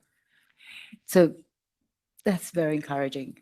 Yes, absolutely. I mean, it shows the success you have, but yeah, you also know in the framework we work, and there we come a bit on the bureaucracy, which I picked up in.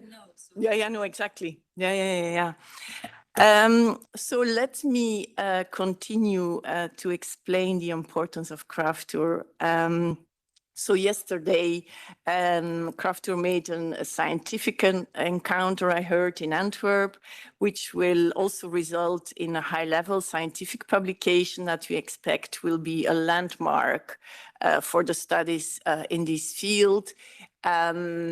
Those type of outcomes, they are also brought back to what we call in the Commission policy DGs, which is of course very important for afterwards. And then another reason of its importance, of course, is that traditional crafts, they form a core component of the European identity as they embody historically accumulated knowledge. Social structures. Remember, I also mentioned the social transformation that is also in our program. So all this is very important. The transmission of know-how and quality productions through many generations of Europeans contribute to the richness of what we then could call a European brand. And then there is much more to come, because I think CRAFTOUR is already more in the later phase of working. So maybe on the next slide, what I wanted to show you here very briefly, it's the coming calls that are relevant for people working in the area. So those are topics that will come in 26 and in 27. You can all find them already, but it's good to have an indication. And I think on my next slide, there is the ongoing call in 25, which is actually a topic in 2 stages, but it's still under evaluation. Also, this topic is of high relevance, I think, for those involved or interested in CRAFTOUR area. So allow me also to use this occasion, because many experts are here around, and you can go to the next slide, and it's my last one, I promise, to guide all those, to first of all, to find the best proposals when we make call for proposals. And then once projects are really in the running, we do need lots of experts. And here is my call from Rhea. Please, if someone of you feels interested to work also as an expert, it can be really an enlightening experience, because you have access also to many of the proposals. You see where the interests are, and you do participate also to increase, in fact, the impact in the end, to find the best proposals. So as a conclusion, I promised to explain you why we think CRAFTOUR has a lot of importance within cultural heritage.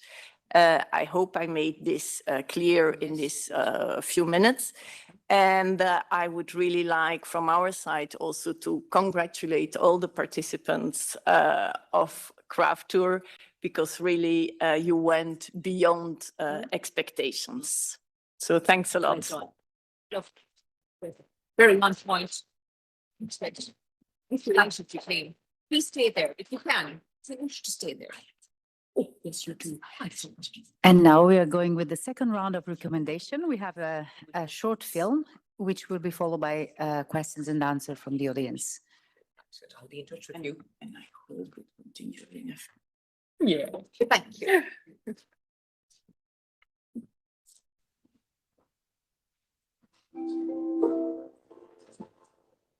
Authenticity can be a key driver of competitiveness, strengthening European crafts in global markets.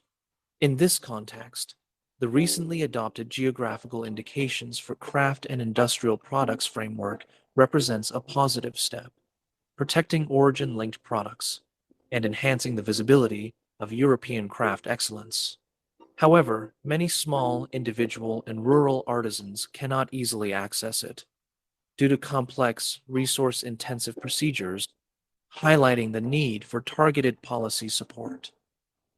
When authenticity cannot be formally registered, informed consumers can recognize and support genuine craftsmanship beyond price-based competition. This is why a coordinated European communication strategy is essential. Our recommendation is to develop a shared narrative, such as authentic crafts of Europe, that can engage audiences through storytelling, education, tourism, museums, and digital content, helping consumers identify and value authentic craftsmanship. Authenticity is not fixed or defined by experts. It is a living, evolving process rooted in practice, transmission, and place. Therefore, we recommend recognizing informal learning spaces such as family workshops, guilds, and local ateliers, and supporting them through targeted funding, tax relief, and integration into regional development programs. While legal frameworks provide an important foundation, they cannot capture all dimensions of authenticity. To address this, we recommend complementary tools such as voluntary documentation systems linked to heritage registers to enable artisans to record techniques, materials, and community practices. Lastly, authenticity is sustained through public recognition and demand. To achieve this, we recommend linking it to wider European agendas such as sustainability, rural development, design, and the cultural and creative industries to reinforce genuine craftsmanship. Authenticity drives both the cultural significance and economic strength of crafts. But still, crucially, craft is more than a cultural practice, it is an economic system. Craft is carried out predominantly by small and medium-sized enterprises and self-employed practitioners. Many operate as home-based businesses, family workshops, or informal microstructures embedded in everyday life, and local communities that remain poorly served by standard economic policies.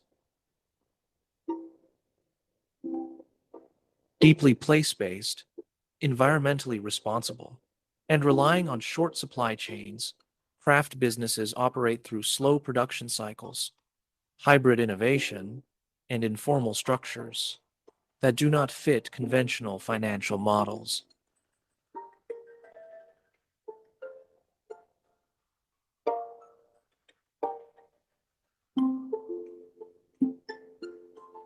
To address these structural gaps, we urge policymakers to recognize craft as an economic sector, enabling visibility, access to tailored finance, and integration into development policies.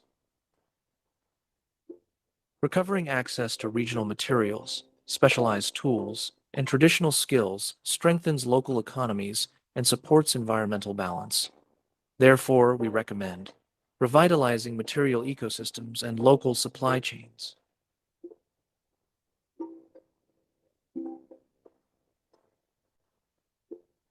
Then, financial systems must adapt to craft. With microfinance, cooperative funds, and patient capital supported by public guarantees when needed, providing small enterprises with stability, resilience, and continuity.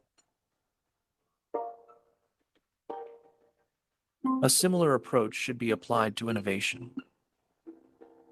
We recommend broadening innovation and inclusion criteria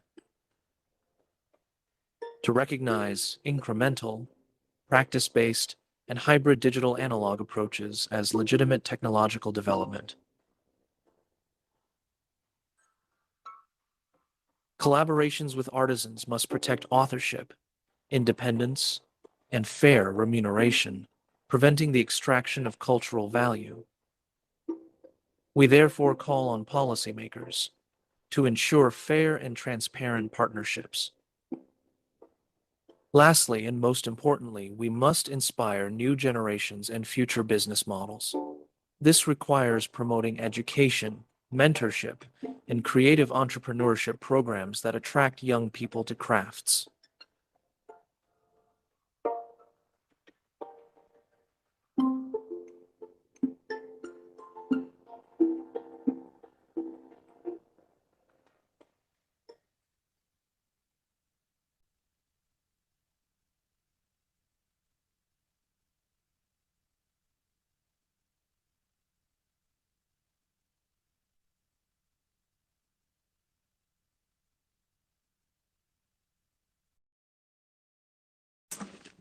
Thank you very much. It's time now for questions. I don't know if there are questions in the room. Otherwise, maybe Regina has some questions online. We have about 100 people online, so that was very nice. And of course, everything will be available on YouTube. And yeah, I think it is already. So who wants to start? Priya. Yes, I have a question for you from Harris Tweed. I was just wondering if you could give a number of infringements within European Union that you've experienced? Hundreds. I wouldn't have an exact figure, but hundreds. But most of these within European Union, within UK, as I was saying earlier, are pretty easy to resolve. They're mostly due just to a misapplication, misunderstanding of brand rules and guidelines and trademarks.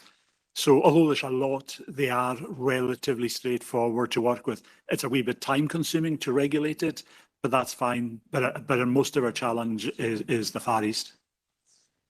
Thank you. Thank you very much. I just have a supplementary question on that because I was taken by the extent that you had to go to obviously protect your brand. What's the cost to your business and how do you fund that? And how does it take money away and resources from your core raison d'etre, which is to produce the beautiful tweed, Callum? I should have maybe said this when I was talking about the Act. The Act sets out how the authority is funded, and it is funded by a levy on every metre of tweed that is produced. So as our inspectors go out to the mills, they stamp the cloth, they authenticate the cloth. That figure of meterage is then brought back to the authority and we bill the individual mill. So, and mills, obviously it's a cost to the mills, so no business wants to up its costs, but they are happy with that because they know the authority is out in the market protecting them. So we're protecting their business. So there's always a bit of discussion to be had with the mills around where the levy is set. We try and set the levy, infrequently, so to give the mills certainty. So that is where the authority's income comes from. It comes directly from the mills through every metre of cloth that is produced.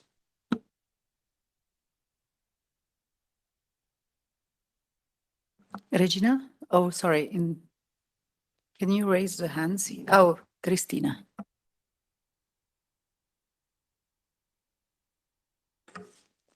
Do you think the sector can do anything to prevent the difficulties that can slow down the implementation of the crafts GI system? What can we do? To what, sorry, because I didn't hear the first. What can we in the sector do to prevent the slowing down of the implementation of the craft GI system? How can we avoid or try to solve the difficulties like bureaucracy or others? I don't have a magical wand. I hope I have two, mostly in France. I mean, the most important thing is to keep in touch with the state, with the public institutions, and we're making pressure on making them understand how important it is to move forward on the regulation, avoiding the bureaucracy, but also what we need is involvement of enterprises, because, well, I don't know how it is in your countries, but in France, most of the time, the private sector sometimes is, and the big enterprises well,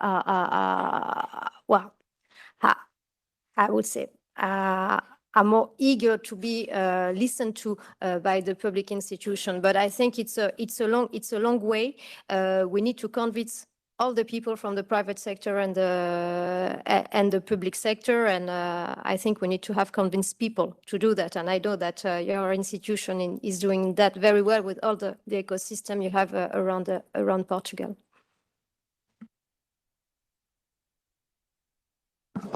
Regina. Hello. So I'm having a question from the public, from Grégoire Tokowo. It's a craftsperson. So he says, hello, thank you for all of this. My question may be off topic.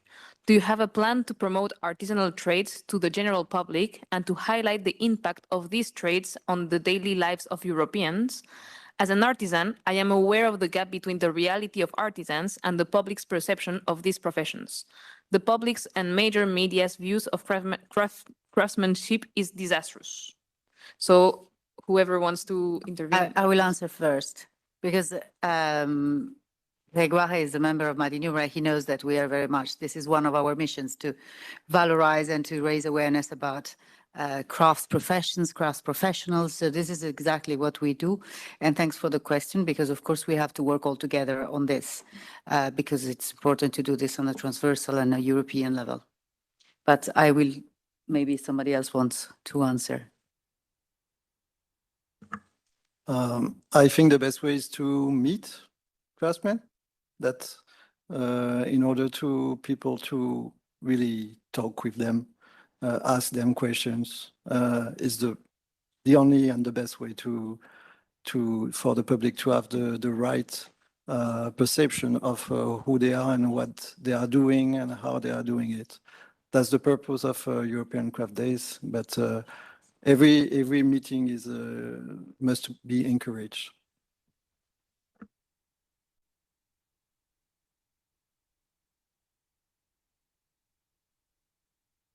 I have another question from the public.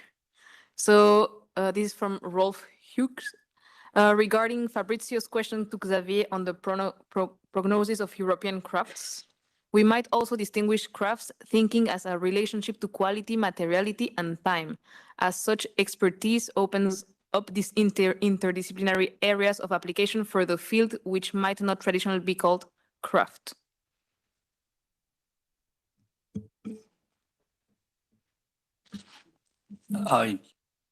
If I got the question right, I'm skeptical of the invention of something that is called craft studies outside of craft proper. We've seen that, we've witnessed it in the last few years, that craft has been used as a metaphor to speak about whatever outside of craft, including the life of people or making cars or not making anything material, but doing something in general. I don't think it does good to craft proper, if I got the question right. I guess so, because that was it. And so I thank you.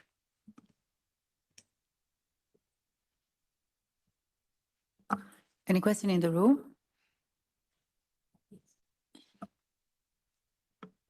I'm going to ask Xavier the same question I did before. Sorry, no, sorry.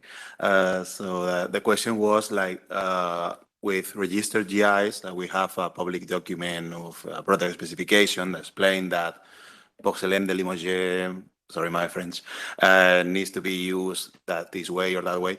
Like, is the Institute of Savoir-Faire thinking or considering like taking this product specification along with the producer group, maybe including in their program to teach it to producers, to artisans?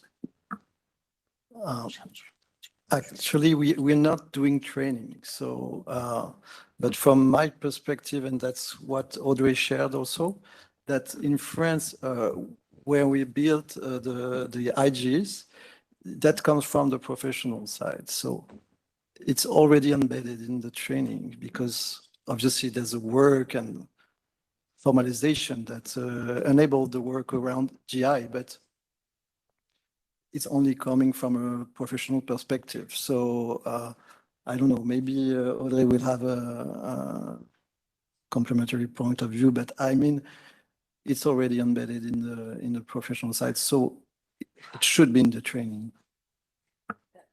Just to add, depending on the countries and the sectors, but for the Porcelaine de Limoges sector, we have a lot of schools, engineer schools in the region of Limoges. So I mean, it's a community within the territory. So we don't have direct access with them, but all of the enterprises have access to them. So I mean, certainly there are some things that are shared about the GI rules, but this is very specific.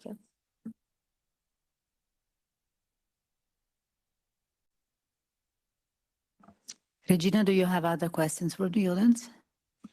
No, that's it. Okay. Very good. Cynthia is supposed to do the conclusions, but she's out. A bit embarrassing. Oh, yes, thank you for the question. Amy. As we have some spare time, extra time, I have a question for Monsieur Long.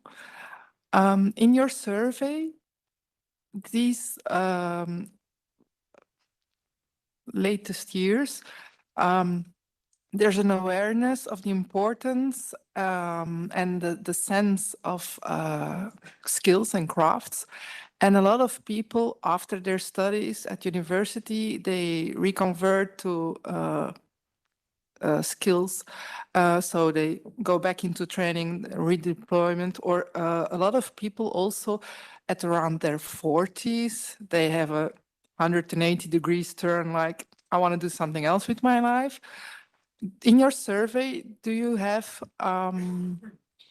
some figures about this group of people, of craftspeople? Unfortunately, we didn't have the capability to track all these different courses, but it's true that we can see that, for example, we have a young price, and we can see that the people getting older in every stage of the courses. I had a figure that may be interesting, but I don't know if I will find it out. It's about the number of the part of the person that are coming from another profession before owning the companies. And I will find it out and I will give it to you later on. But all the results are totally available on our website. Okay, But thank you very much. I will give you Thank this you. figure. Actually, the study Les Éclaireurs, we recommend this study to all of us because I think, and this is what we discussed also in CRAFTOUR, that this is exactly the kind of approach we should have at a European level. However, as we said, we do not have the capacity to do this. It's not just a matter of funding this. It's a matter of putting together data that are not comparable. So until we don't have the system that allows comparability and gathering, measuring, and we can have any kind of study and statistic. So that is why we put this as an object one to for CRAFTOURs. First, let's work on how to understand this sector. Thank you very much. I think I would like to repeat something that I really like from what Ludovico said, that skills are not an automatic renewable resource. I mean, speaking about sustainability and including sustainability, I mean, merging sustainability with skills issues, this is really, it's exactly how it is. It is not renewable. And we would really like in the next steps of CRAFTOUR to continue working on this topic also formal and non-formal education and how to empower the renewal of this of the skills, because there is quite an urgent, this is an urgent matter. So this will be certainly a focus for our next steps. And Christine has gone now, but my last word is that CRAFTOUR, the projects that are involved in CRAFTOUR will end in a year, 2 years. So the question for us now is, okay, how do we go on then? And we are working on this. We want to go on. We don't know how. We saw there are many calls, but it cannot only be funded as a call. There must be also something more permanent. This is why we suggested an observatory of crafts at a European level. So all this, as we said, CRAFTOUR is young. We did a lot, but we will continue and we will see the format. We will see how we will fund it and what will be the priorities, how we will work on that. So let's stay tuned because there's still a lot to do. And then I will give the floor to our dear host. Thank you again, Cynthia, for this. Madina, thank you so much. Yes, there is a lot of work to be done, but I feel that everybody in this room is match fit. And I think you just need to drive on. There's a huge amount of commitment and intent and integrity and imagination and business skills and everything. I mean, you've got it all, and you now have a captive audience. Not everywhere, but we'll broaden your base with the help of everybody, and we do need to do this. So the first thing I want to say is I'm so sorry for calling your organisation CRAFTOUR. So when I look at this word, I think of our because I want us to all belong. You know, it's all ours. And then I thought, well, it's a good mistake to make, really, if it is a mistake. I do like CRAFTOUR as well, and it kind of trips off the tongue a little bit better. But I do like CRAFTOUR because it is ours and I want it to be ours and to hand it on. So I particularly want to thank Madina, Benvenuti, what a surname. Fantastic surname, who has worked tirelessly on this, and it's quite obvious you have. And she wears it lightly on her sleeve. She's not boasting about all her achievements, but I'll boast for her because this is a massive achievement, what she has achieved. This is incredible, and this is a turning point. My team there. My support. Of course, behind every great woman, there is a great, not husband or not partner, but team. So we want to thank also your team. So thank you so much. Now,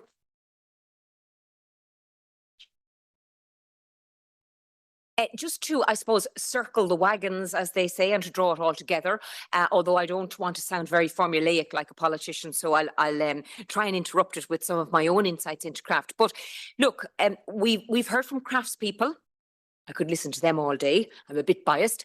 We've heard from researchers, institutions and policymakers and politicians who are equally important. We're all in this together. And we've looked at practices and data, business models and policy gaps.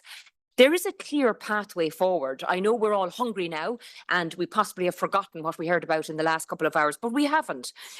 What we've come through consistently is this, that craft is not marginal.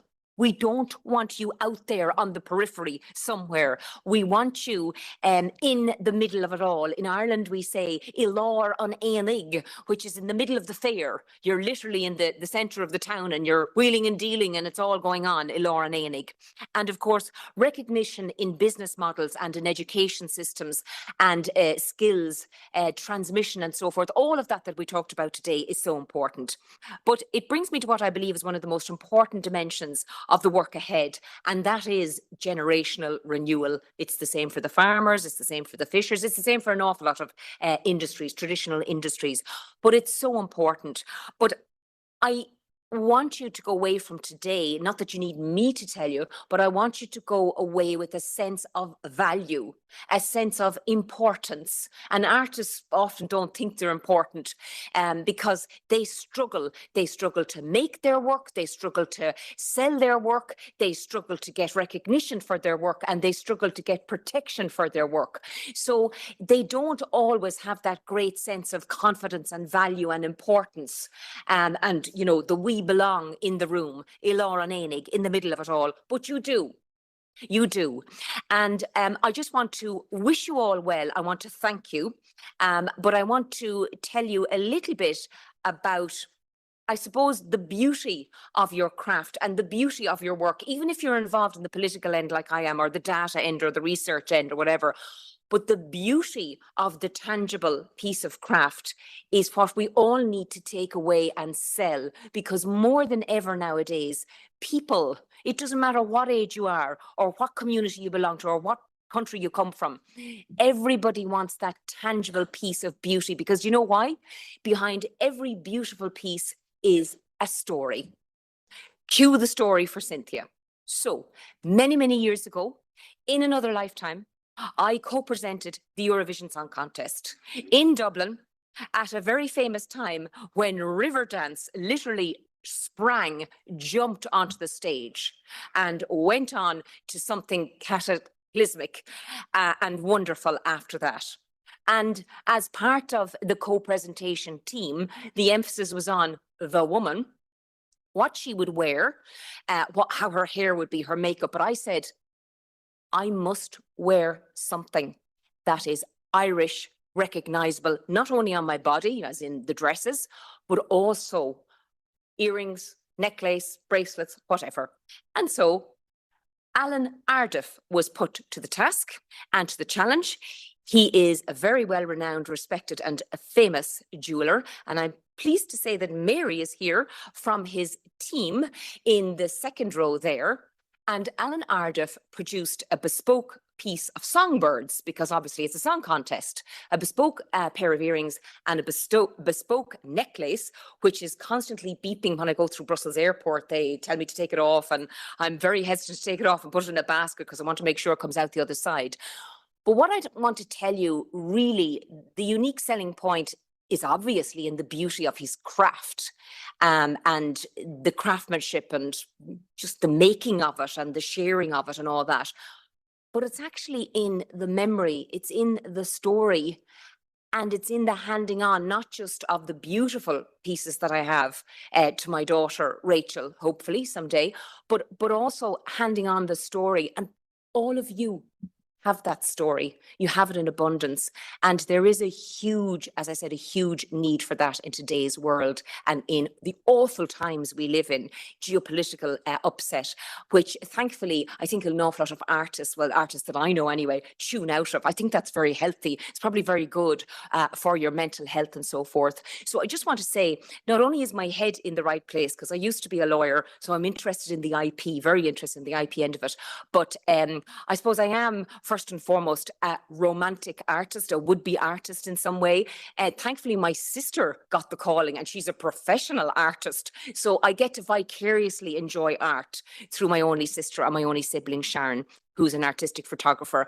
And I have to say, a day doesn't go by which is where I don't feel complete unless I have actually looked at the beautiful work, which I did. I'll be out there now to do the workshop out in the Simeon Wood Co-op with my Irish friend up there, Hugh. A day doesn't go by that isn't complete if I don't actually look at something beautiful, whether it's a painting downstairs or upstairs or whatever, or where I don't feel something, look at it and touch it. And you know, everybody needs that. Everybody needs that in their life. I wish you well. I think you're fantastic. I think this woman is even more brilliant than anybody in the room. And I want to say, let's go from strength to strength and let's drive on. Thank you.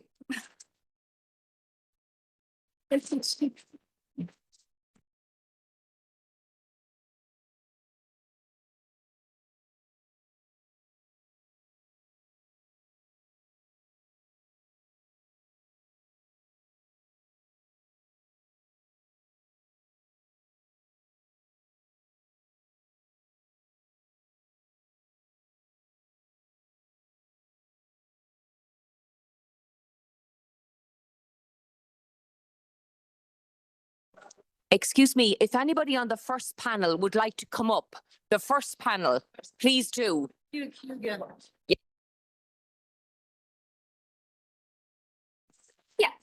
Hugh, Alfonso, vieni per una foto?